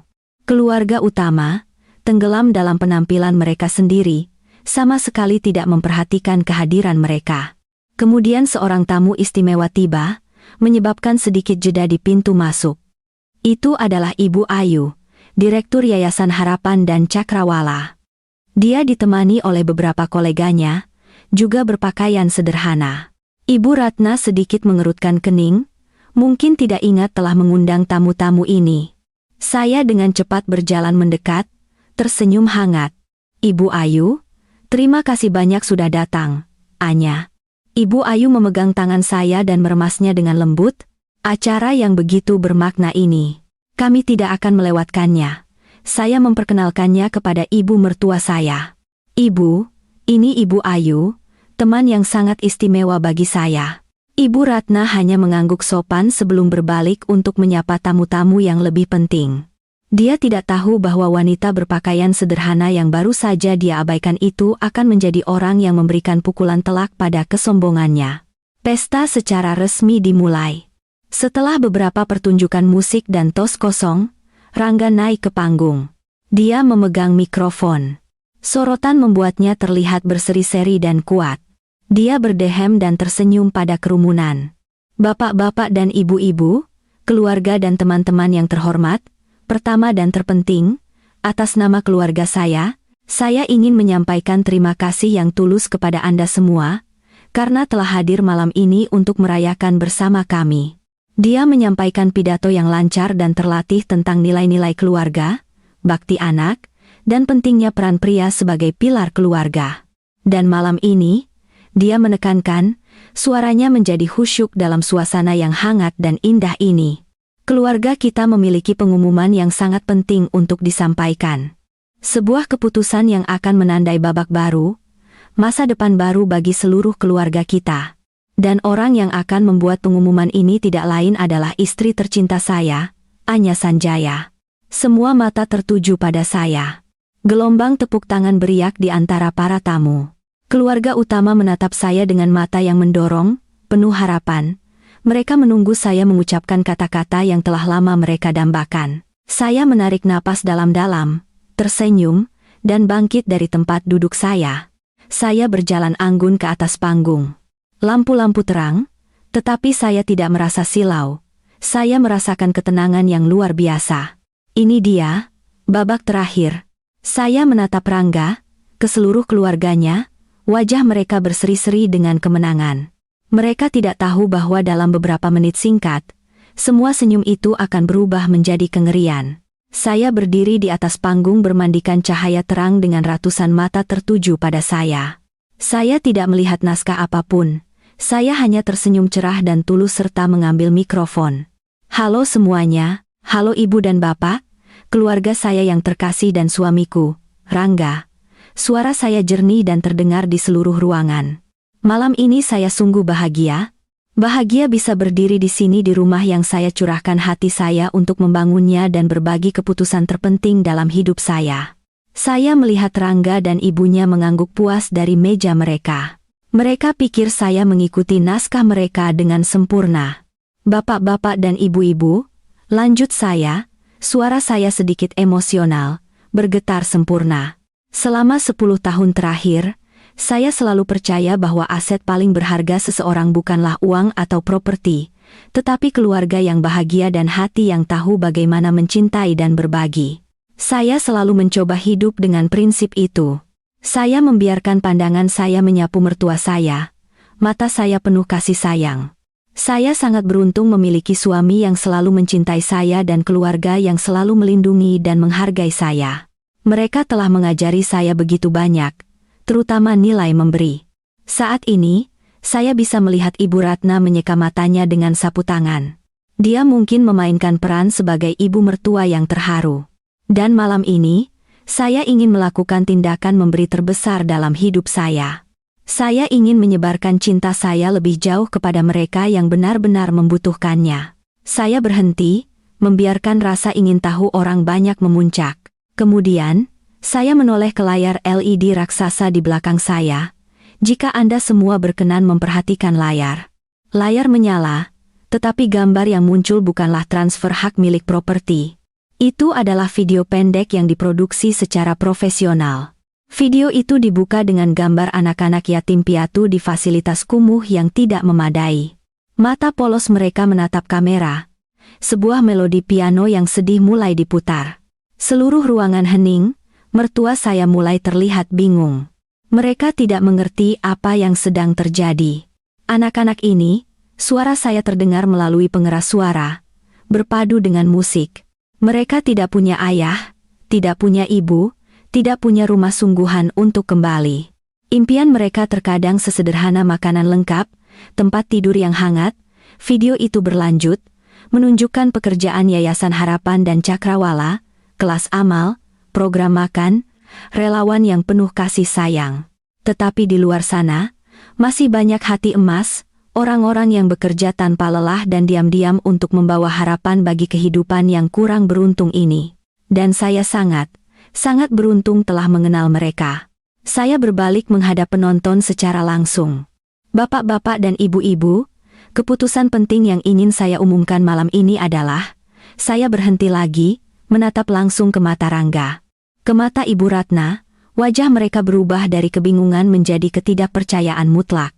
Saya, Anya Sanjaya, telah memutuskan untuk menyumbangkan seluruh rumah mewah ini senilai $15 juta kepada Yayasan Anak-anak, Harapan dan Cakrawala untuk membangun rumah dan sekolah baru yang akan diberi nama Wisma Cakrawala untuk anak yatim. Piatu. Kata-kata saya meledak di ruangan seperti bom. Selama beberapa detik, ada keheningan mutlak, yang kemudian meledak menjadi hiruk-pikuk bisikan terkejut. Apa? $15 juta? Dia gila? Ya Tuhan, apa yang terjadi? Saya tidak membiarkan kekacauan itu berlangsung lama. Saya memberi isyarat dan dari penonton, Ibu Ayu, Direktur Yayasan, dan rekan-rekannya berjalan dengan tenang ke atas panggung. Dan untuk meresmikan keputusan ini, saya merasa terhormat untuk memperkenalkan Ibu Ayu, Direktur Yayasan Harapan dan Cakrawala. Malam ini, di hadapan Anda semua sebagai saksi, kami akan melakukan upacara penandatanganan resmi. Ibu Ayu mengambil mikrofon dari saya, suaranya hangat dan bermartabat. Bapak-bapak dan ibu-ibu, atas nama ratusan anak yang kami rawat, saya tidak memiliki kata-kata untuk mengungkapkan rasa terima kasih kami yang mendalam atas hati emas Nona Anya Sanjaya. Ini adalah hadiah yang tak ternilai harganya. Sebuah tindakan yang akan mengubah kehidupan begitu banyak anak. Sebuah kontrak seremonial besar dibawa keluar. Ibu Ayu dan saya mengambil pena dan menandatangani nama kami. Kilatan kamera wartawan meledak dalam rentetan terus-menerus, menangkap momen bersejarah itu. Tepuk tangan dimulai, awalnya ragu-ragu, tetapi kemudian semakin keras, semakin antusias. Para tamu bertepuk tangan atas tindakan mulia saya, tetapi saya tahu ada satu kelompok yang tidak bertepuk tangan. Mertua saya. Mereka berdiri seperti patung batu. Mulut Ibu Ratna ternganga, matanya lebar karena tidak percaya. Pak Utama pucat pasi, mencengkeram sandaran kursi agar tidak roboh. Adik-adik saling pandang, ekspresi mereka berubah dari terkejut menjadi amarah murni. Dan Rangga, suami saya, dia berdiri di atas panggung, hanya beberapa meter dari saya, wajahnya pucat pasi, senyum kemenangan telah hilang, digantikan oleh kepanikan dan kekalahan yang tidak dapat disembunyikan. Dia menatap saya, mulutnya bergerak seolah ingin mengatakan sesuatu, tetapi tidak ada kata-kata yang keluar. Babak terakhir telah dieksekusi dengan sempurna. Saya telah mengubah pesta keserakahan mereka menjadi acara filantropi yang dipuji secara nasional. Saya telah mengambil hal yang paling mereka dambakan, bukan untuk disimpan sendiri, tetapi untuk diberikan kepada mereka yang lebih pantas mendapatkannya. Pukulan ini tidak hanya membuat mereka kosong secara finansial. Itu benar-benar menghancurkan fasad kehormatan yang telah mereka bangun dengan susah payah. Upacara penandatanganan diakhiri di tengah tepuk tangan meriah dan kilatan kamera yang tak henti-hentinya. Para jurnalis mengerumuni Ibu Ayu dan saya seperti lebah. Rentetan pertanyaan berdatangan tidak hanya tentang nilai rumah mewah dan rencana untuk rumah anak-anak, tetapi juga tentang alasan yang lebih dalam di balik keputusan mendadak saya. Saya menjawab dengan tenang dan sengaja, memilih setiap kata dengan hati-hati. Saya berbicara tentang warisan ayah saya, seorang pria yang selalu mengajari saya tentang tanggung jawab sosial. Saya berbicara tentang impian saya untuk melihat tawa anak-anak memenuhi ruang yang terlalu besar dan sepi untuk satu orang. Saya dengan terampil merajut kisah pribadi saya ke dalam pesan universal tentang kemanusiaan dan inspirasi tanpa pernah sekalipun secara langsung menyebutkan pengkhianatan keluarga suami saya. Saya tahu keheningan saya mengenai kejahatan mereka kini adalah hukuman paling brutal.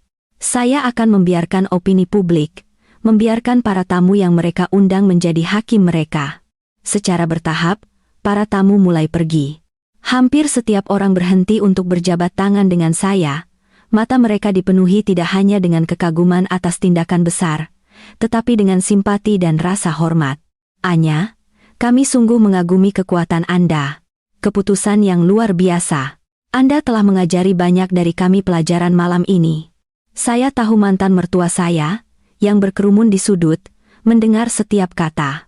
Mereka yang mengharapkan malam kemuliaan kini terpaksa berdiri di sana, hilang dan tidak signifikan, menjadi karakter minor dalam drama yang mereka sutradarai. Sorotan yang mereka dambakan kini bersinar terang pada orang yang ingin mereka hancurkan. Ketika tamu terakhir telah pergi, dan jurnalis terakhir telah berkemas, rumah mewah yang megah itu jatuh ke dalam keheningan yang menakutkan. Yang tersisa hanyalah saya, ibu saya, yang tiba secara diam-diam, pengacara saya, Pak Budi, dan seluruh keluarga utama, ke-12 dari mereka. Mereka berkerumun di sudut seperti sekawanan binatang yang terpojok, mata mereka melotot ke arah saya dengan campuran kebencian dan kepanikan.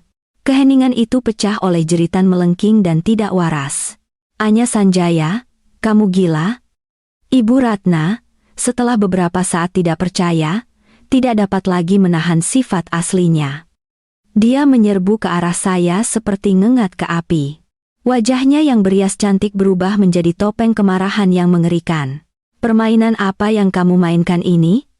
Siapa yang memberimu izin untuk melakukan ini? Siapa yang memberimu hak untuk memberikan rumah ini? Ini rumah putraku. Ini masa depan seluruh keluargaku. Dia mengangkat tangannya, kuku jarinya yang panjang dan cincin berliannya berkilat, berniat memukul saya. Tetapi ibu saya, yang berdiri diam di samping saya, lebih cepat. Dia menangkap pergelangan tangan Ibu Ratna. Cengkraman ibu saya tidak terlalu kuat, tetapi kokoh dan tak tergoyahkan, menghentikan Ibu Ratna. Ratna. Suara ibu saya dingin, tanpa emosi. Kamu harus tenang. Sudahkah kamu lupa? Rumah ini, dari bata pertama hingga helai rumput terakhir, terdaftar atas nama putri saya. Anya memiliki hak penuh dan tunggal untuk memutuskan apa yang harus dilakukan dengan propertinya. Propertinya. Ibu Ratna berteriak, mencoba dengan sia-sia untuk melepaskan tangannya. Dia menantu perempuanku, istri putraku. Properti seorang istri adalah milik keluarga suaminya. Itu kamu. Kamu di balik ini, kan? Kamu menyuruhnya melakukan ini. Kamu wanita licik dan beracun. Dia berbalik melotot ke ibu saya. Tidak ada yang menyuruh saya melakukan apapun, kata saya, melangkah dari belakang ibu saya untuk menghadapi Ibu Ratna secara langsung. Mata saya tidak menunjukkan ketakutan atau ketundukan, hanya ketenangan yang dingin. Ini keputusan saya sendiri, dan saya tidak percaya saya membutuhkan izin siapapun, terutama dari orang-orang yang hanya melihat saya sebagai alat. Kamu, Ibu Ratna tersedak amarah, dia gemetar, menunjuk jari ke wajah saya. Kamu memberikan rumah ini? Lalu bagaimana dengan kami 12? Dua saudara laki-laki suamimu dan keluarga mereka, orang tuanya. Kita semua tinggal di sini. Apakah kamu ingin seluruh keluargaku diusir ke jalanan untuk ditertawakan dunia? Itu dia. Kalimat yang telah saya tunggu-tunggu. Kalimat yang mengungkap semua keegoisannya, keserakahannya, dan haknya yang tidak tahu malu. Bahkan sekarang, dia tidak merasakan sedikit pun penyesalan. Dia masih menganggap keberadaan parasit keluarganya di properti saya sebagai hak yang diberikan Tuhan. Saya menatapnya, senyum tipis, hampir tak terlihat di bibir saya. Saya perlahan mengambil set dokumen terlipat dari clutch saya. Saya sengaja membukanya dan mengeluarkan selembar kertas. Nyonya, mungkin Anda terlalu sibuk merencanakan masa depan besar keluarga Anda sehingga tidak memperhatikan detail kecil. Saya memegang kertas itu di depan wajahnya. Suara saya jernih dan tepat. Ini adalah akta nikah Rangga dan saya. Tetapi seperti yang Anda lihat, tepat di antara nama kami, ada stempel merah resmi yang besar, dan di atasnya ada dua kata yang tidak mungkin salah dibaca. Cerai diputuskan. Ibu Ratna membeku. Dia merebut kertas itu dari tangan saya, matanya melotot saat dia membacanya berulang kali, seolah-olah dia tidak percaya apa yang dia lihat. Cerai? Kapan kalian berdua bercerai? Mengapa? Mengapa saya tidak tahu? Tepatnya, Nyonya, 3 minggu yang lalu, kata saya, suara saya sangat tenang. Secara hukum, putra Anda yang berharga dan saya bukan lagi suami istri. Saya bukan lagi menantu Anda. Saya bukan lagi ipar dari anak-anak Anda. Saya hanyalah orang luar. Orang luar yang secara tidak sengaja Anda undang ke pesta di bekas rumahnya sendiri. Kemudian saya menoleh ke Rangga, yang berdiri seperti patung lilin, pucat pasi. Bukankah begitu, mantan suamiku sayang? Satu kejutan demi kejutan, keheningan yang mencekam menyelimuti ruangan, seluruh keluarga benar-benar hancur. Mereka tidak bisa percaya bahwa sementara mereka begitu asyik dengan penampilan mereka, begitu yakin akan kemenangan yang akan datang, saya telah dengan tenang dan tegas mengalahkan mereka dengan langkah yang tidak pernah mereka duga. Jadi apa, Pak Utama, mantan ayah mertua saya, akhirnya berbicara setelah keheningan yang lama dan tertegun, suaranya saat dia berpegangan pada argumen terakhirnya, bahkan jika kalian bercerai, rumah ini diperoleh selama pernikahan. Ini masih harta Gonogini. Kamu tidak punya hak untuk membuangnya sendiri. Anda benar sekali, kata Pak Budi, pengacara saya, yang telah mengamati semuanya dengan tenang. Dia melangkah maju dan meletakkan tasnya di atas meja. Menurut hukum, itu akan dianggap sebagai harta gono gini. Namun, sebelum perceraian, kedua belah pihak menandatangani perjanjian pembagian aset pasca nikah yang mengikat secara hukum dan disahkan. Pak Budi mengeluarkan dokumen lain yang lebih tebal dan menyerahkannya kepada Pak Utama. Berdasarkan perjanjian ini, Bapak Rangga Utama dengan sukarela menerima kondominium mewah di kota senilai $2 juta dan penyelesaian tunai sebesar $3 juta. Sebagai imbalannya, Bapak Rangga setuju untuk melepaskan setiap dan semua hak dan klaim atas rumah mewah ini dan semua aset lain yang terdaftar atas nama Nona Anya Sanjaya. Dia menandatangani dokumen ini dalam keadaan pikiran yang jernih dan atas kemauannya sendiri. Apa? $5 juta? Ibu Ratna berteriak. Kali ini dia tidak menatap saya. Dia berbalik menghadap Rangga, matanya terlihat seperti ingin melahapnya hidup-hidup. Kamu sudah mengambil uangnya. Kamu berani menyembunyikan sesuatu yang sebesar ini dari ibumu dan aku? Rangga hanya bisa menundukkan kepala, tubuhnya gemetar saat dia tergagap. Saya akan memberitahumu nanti. Kamu akan menggunakan uang itu untuk membangun masa depan baru dengan Jessica, kan? Saya menyelesaikan kalimatnya. Suara saya sedingin es. Saya tidak perlu memutar rekaman audio lagi. Sekali melihat wajah ayahnya yang hancur sudah cukup. Seluruh konspirasi, semua kebohongan, telah terbongkar. Mereka tidak punya apa-apa lagi untuk dikatakan. Kebenaran adalah pukulan 1-2, langsung mengenai rahang keserakahan dan keangkuhan mereka. Saya menatap Ibu Ratna, matriark perkasa yang terbiasa memanipulasi semua orang, kini ambruk di lantai. Matanya kosong dan hampa. Saya berjalan mendekatinya, membungkuk, dan berbicara dengan suara yang cukup keras agar dia dan orang-orang terdekat mendengarnya, tetapi cukup tajam untuk terukir di benak mereka selamanya. Nyonya, di mana ke? 12 anggota keluarga Anda akan tinggal adalah urusan putra Anda untuk mencari tahu. Putra yang Anda manjakan dan besarkan. Itu bukan tanggung jawab orang luar seperti saya. Mulai hari ini, rumah ini, yang kalian semua anggap milik kalian sendiri, akan menjadi milik anak-anak yang jauh lebih membutuhkannya daripada kalian, dan itu adalah jawaban terakhir saya. Ibu Ratna menatap saya. Matanya tidak lagi menunjukkan kemarahan atau kesombongan. Hanya kekalahan total dan kehampaan yang tak berujung. Tirai telah benar-benar jatuh. Malam itu, setelah ibu saya, pengacara saya, dan saya pergi, rumah mewah yang megah itu tenggelam dalam keheningan yang mematikan, keheningan yang menandakan kehancuran total. Keluarga Utama, dari puncak kepuasan diri mereka yang sombong, telah terjun bebas ke dalam jurang aib dan kegagalan.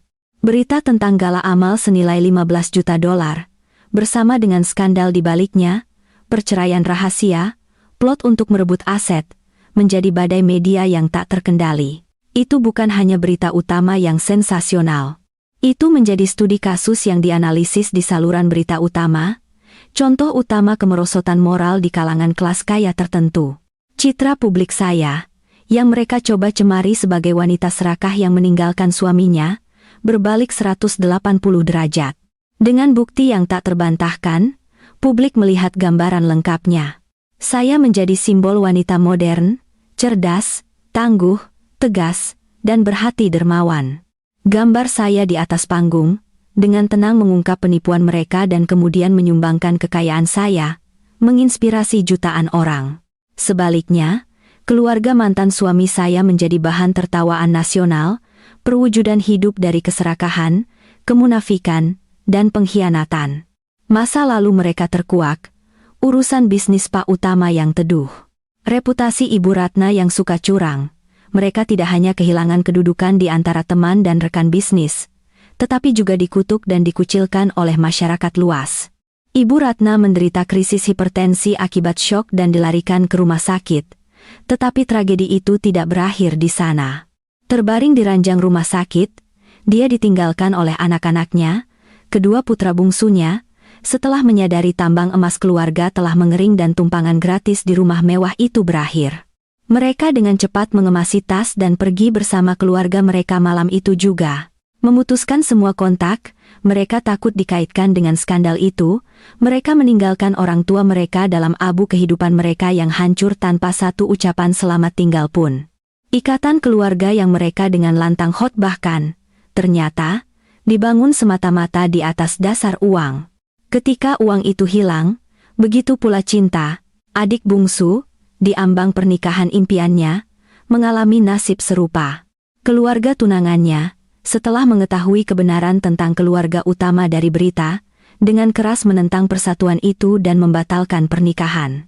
Mereka tidak tahan dengan gagasan terhubung dengan keluarga yang begitu licik dan bangkrut secara moral. Impiannya untuk menikah dengan masyarakat kelas atas hancur, hanya menyisakan penghinaan dan keputusasaan. Pak Utama hancur total. Dia tidak berani meninggalkan rumahnya atau menghadapi siapapun. Perusahaan kecilnya, yang sudah berjuang, kini diambang kebangkrutan karena mitra memutuskan hubungan dan pinjaman bank jatuh tempo. Rumah suburban tempat mereka tinggal disita oleh bank dari keluarga yang menganggap diri mereka elit. Mereka menjadi tunawisma. Tetapi nasib paling tragis menimpa Rangga. Dia kehilangan segalanya dalam satu malam. Dia menjadi paria sosial, penipu pernikahan, putra yang tidak setia, dan suami yang selingkuh. Perusahaan tempat dia bekerja di bawah tekanan publik terpaksa memecatnya. Tidak ada perusahaan lain yang akan merekrutnya. Penyelesaian 5 juta dolar yang dia terima dengan gembira kini menjadi sumber masalahnya. Jessica, selingkuhannya. Menyadari bahwa Rangga tidak hanya bocor, tetapi sudah tenggelam, dia meninggalkan kapal tanpa berpikir dua kali. Dia menghilang dengan sebagian besar uang yang telah diberikan kepadanya. Meninggalkannya dengan kekacauan dan janji-janji kosong. Dia mencoba menghubunginya dengan sia-sia, hanya untuk menerima pesan teks dingin. Jangan ganggu saya lagi. Tidak ada masa depan untuk kita. Dia telah kehilangan istrinya, kekayaannya, kehormatannya, dan sekarang selingkuhannya. Dia beralih ke alkohol. Dia sering terlihat di bar-bar kotor, mabuk terus-menerus, mengutuk nasibnya, mengutuk masyarakat, dan yang terpenting, mengutuk saya karena begitu kejam. Dia tidak pernah menyadari bahwa keserakahan, hak, dan pengkhianatan dirinya sendiri adalah belati fatal yang dia tusukkan ke dalam hidupnya sendiri. Seminggu setelah pesta, saat saya menyelesaikan dokumen penyerahan di rumah mewah dengan pengacara dan yayasan, Rangga tiba-tiba muncul. Dia begitu acak-acakan sehingga hampir tidak bisa dikenali, tidak dicukur, pakaian kusut, bau alkohol. Dia bergegas masuk, semua kepura-puraan martabat hilang, dan ambruk di kaki saya, terisak-isak dan memohon. Eli, saya salah. Saya tahu saya salah. Saya monster, binatang. Tolong maafkan saya. Sekali lagi saja. Kita bisa mulai lagi. Saya berjanji akan baik padamu. Saya akan menjadi budakmu. Tolong batalkan donasi itu. Kita masih bisa menjadi keluarga. Saya menatapnya. Pria yang pernah saya cintai dengan segenap hati saya. Dia terlihat menyedihkan, tetapi juga tercela. Saya tidak merasakan apa-apa. Tidak ada rasa kasihan, tidak ada kepuasan, hanya kehampaan dan jijik. Rangga, kata saya, suara saya tenang dan dingin. Sudah berakhir antara kita. Malam kamu dan ibumu bersekongkol bagaimana mengusir saya dari rumah saya sendiri. Kesalahanmu bukan jatuh cinta dengan orang lain. Kesalahanmu adalah kamu tidak hanya berbohong. Kamu bersekongkol untuk menyakiti, mencuri dari, dan menginjak-injak orang yang selalu bersamamu melalui segalanya. Kamu tidak hanya mengkhianati cinta. Kamu menjual jiwamu sendiri. Kamu tidak pantas mendapatkan pengampunan siapapun. Bahkan dirimu sendiri. Saya menoleh ke penjaga keamanan, suara saya tak tergoyahkan. Tolong antar dia keluar. Mulai hari ini, tempat ini dan hidup saya tidak lagi terbuka untuknya. Rangga diseret keluar, masih meneriakkan nama saya, masih meminta maaf, masih mengutuk, tetapi semuanya sudah terlambat. Gerbang besi berat rumah mewah itu perlahan menutup seperti tirai terakhir yang jatuh pada drama tragis. Menutup pintu pada 10 tahun hidup saya, pada masa lalu yang penuh rasa sakit dan penipuan, saya berdiri sendiri di taman yang luas yang seminggu yang lalu adalah panggung yang gemerlap. Sekarang kembali ke ketenangan alaminya. Beberapa mawar akhir musim masih mekar, keharumannya lembut terbawa angin malam. Saya menarik napas dalam-dalam udara segar dan merasakan kebebasan sejati. Saya tidak kehilangan segalanya. Sebaliknya, saya telah menemukan diri saya. Kejatuhan mereka tidak membawa kebahagiaan bagi saya, tetapi membawa keadilan. Saya telah melarikan diri dari sangkar emas, melarikan diri dari orang-orang beracun. Kehidupan baru sedang menunggu saya. Kehidupan yang akan saya putuskan akan saya bangun. Kehidupan bebas dari skema yang hanya dipenuhi kedamaian dan tujuan. Saya menatap langit biru yang cerah tanpa awan sedikit pun. Saya tahu bahwa mulai hari ini, saya tidak akan pernah lagi menangis karena pria manapun. Beberapa bulan kemudian, ketika kebisingan perceraian benar-benar mereda, dan nama utama hanyalah cerita peringatan yang kadang-kadang diceritakan orang, hidup saya beralih ke halaman baru, yang penuh kedamaian, kejelasan, dan cahaya. Rumah tepi air itu kini memiliki nama baru, Wisma Cakrawala. Sebuah plakat perunggu dipasang dengan bangga di pintu masuk di bawah pengelolaan Yayasan Harapan dan Cakrawala yang berdedikasi. Itu benar-benar telah menjadi rumah bagi lebih dari 100 anak yatim piatu dan rentan. Kamar tidur yang dulunya mewah diubah menjadi asrama yang bersih dan nyaman. Ruang tamu yang luas menjadi perpustakaan dan area umum. Taman diubah menjadi taman bermain dengan seluncuran dan ayunan. Suara tawa dan permainan anak-anak yang polos memenuhi setiap sudut, menghapus suasana dingin dan buatan masa lalu. Kadang-kadang di akhir pekan, saya berkunjung. Saya tidak datang sebagai dermawan atau donor yang jauh. Saya datang sebagai kakak perempuan, seorang teman, anggota keluarga baru mereka. Saya membawa buku dan makanan ringan, membaca cerita bersama mereka, bermain game, dan membantu mereka dengan proyek seni mereka. Saya mendengarkan cerita mereka, impian naif mereka, kesedihan mereka yang tenang. Melihat mata jernih mereka dan senyum cerah polos mereka, saya merasakan kebahagiaan murni, rasa kepuasan yang belum pernah saya ketahui sebelumnya. Bahkan ketika saya hidup dalam kemewahan, saya menyadari nilai kekayaan yang sebenarnya bukanlah pada jumlah nol dalam rekening, tetapi pada berapa banyak senyuman, berapa banyak harapan, dan berapa banyak kehidupan yang berubah yang dapat diciptakannya. Saya tidak lagi tinggal di rumah mewah itu. Saya memanjakan diri dengan apartemen penthouse kecil yang menawan di pusat kota. Itu tidak besar, tetapi memiliki teras yang luas tempat saya menanam pot mawar dan anggrek dengan pemandangan panorama kota yang berkilauan di malam hari. Saya hidup sendiri, tetapi saya tidak pernah merasa kesepian. Saya menemukan kembali kegembiraan dalam hal-hal sederhana. Saya menginvestasikan waktu untuk diri sendiri, mempelajari keterampilan baru yang tidak pernah saya miliki dalam hiruk-pikuk pekerjaan dan keluarga. Saya mendaftar kelas melukis minyak, mengambil kembali piano yang telah saya tinggalkan saat masih gadis, dan mulai melakukan perjalanan solo ke tempat-tempat baru dan menarik. Saya kembali bekerja, tetapi dengan pola pikir yang sama sekali berbeda. Tekanan untuk menghasilkan lebih banyak uang, untuk membuktikan diri telah hilang. Saya mendirikan konsultan investasi dan manajemen risiko kecil dengan misi tunggal untuk mendukung pengusaha wanita. Saya ingin menggunakan pengalaman, pengetahuan, dan bahkan kesalahan saya yang menyakitkan untuk membantu wanita lain sehingga mereka dapat menempuh jalur karir mereka sendiri dengan percaya diri. Tahu bagaimana melindungi hasil kerja keras mereka? Dan tidak pernah harus bergantung pada siapapun. Perusahaan saya tidak hanya menawarkan nasihat keuangan. Itu menghubungkan mereka dengan pengacara dan psikolog top, menciptakan jaringan dukungan yang kuat. Adapun mantan mertua saya tidak lagi mencari berita tentang mereka. Semua hutang telah diselesaikan oleh hukum, dan saya ingin membiarkan masa lalu beristirahat. Saya hanya mendengar bisikan dari teman-teman bahwa setelah menjual semua yang tersisa untuk membayar hutang dalam penyelesaian saya, mereka harus pindah ke daerah pedesaan terpencil untuk tinggal bersama kerabat jauh. Rangga, setelah mencapai titik terendah, harus bekerja sebagai buruh di kawasan industri untuk bertahan hidup. Kehidupan mewahnya, prestis palsunya, skema liciknya, semuanya hancur, hanya menyisakan kenyataan pahit dan penghinaan dunia. Saya tidak merasakan kepuasan. Saya hanya merasa bahwa hukum sebab akibat tidak pernah meleset, dan harga untuk keserakahan dan pengkhianatan selalu mahal. Suatu sore musim gugur, saat saya duduk di teras saya, menyeruput teh dan menyaksikan matahari terbenam, ibu saya datang berkunjung.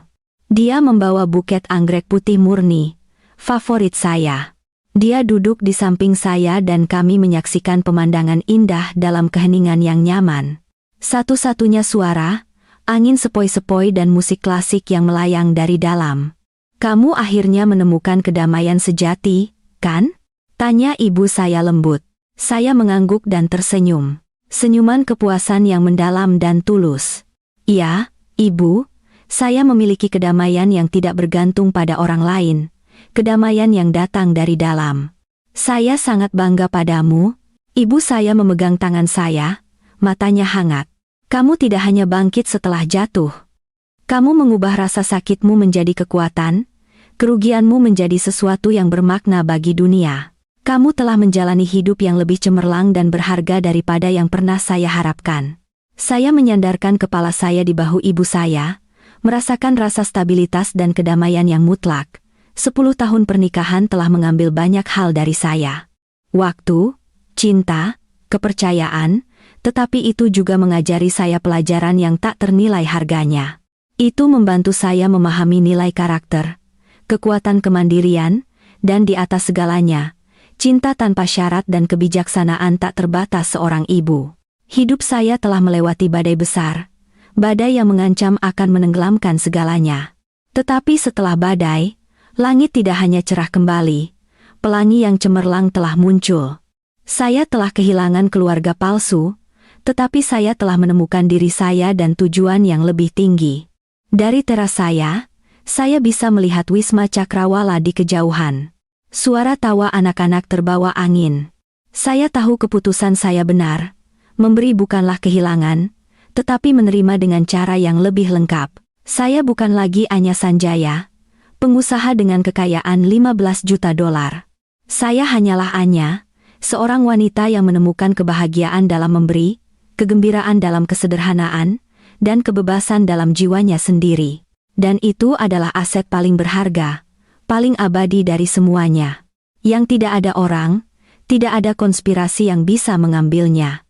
Kisah Eleanor bukan hanya drama konflik keluarga, tetapi pelajaran mendalam tentang batas toleransi, nilai harga diri dan kekuatan pembersihan rasa sakit. Melalui perjalanannya dari seorang istri yang tunduk menjadi wanita yang berani membela diri, dan akhirnya menemukan penyembuhan setelah tragedi, kita dapat menarik wawasan yang mendalam. Kesabaran tanpa batas bisa menjadi racun bagi jiwa. Eleanor menghabiskan bertahun-tahun menanggung rasa tidak hormat. Dia secara keliru percaya bahwa keheningan adalah perekat yang menyatukan keluarganya. Tetapi pada kenyataannya, itu hanya memicu keegoisan dan kekejaman mertuanya. Pelajarannya adalah bahwa harmoni tidak dapat ada di mana martabat diinjak-injak. Kita harus belajar untuk berbicara ketika batas-batas rasa hormat dilanggar. Kemandirian finansial adalah fondasi suara pribadi. Kerja keras dan kesuksesan Eleanor, yang memungkinkannya membeli rumahnya dengan uangnya sendiri, yang memberinya kekuatan tertinggi untuk mengendalikan nasibnya sendiri ketika dia didorong ke ambang batas. Seorang wanita benar-benar memiliki suara hanya ketika dia tidak bergantung pada orang lain. Kompleksitas hati manusia dan asal-usul kekejaman. Ibu mertua Eleanor awalnya muncul sebagai penjahat satu dimensi. Namun, pandangan yang lebih dalam mungkin mengungkapkan ketidakamanan atau kegagalan masa lalu yang mengubah perspektifnya, mengingatkan kita bahwa orang jarang dilahirkan jahat. Kadang-kadang luka yang tidak sembuh mengubah mereka. Ini menuntut pandangan yang lebih berbelas kasih, meskipun tidak membenarkan kesalahan mereka. Penyembuhan dari tragedi terdalam, kehilangan pernikahannya dan kehidupan yang dia kenal adalah rasa sakit yang tak tergantikan. Tetapi dalam kehilangan yang menghancurkan itu, dinding keangkuhan dan keegoisan runtuh.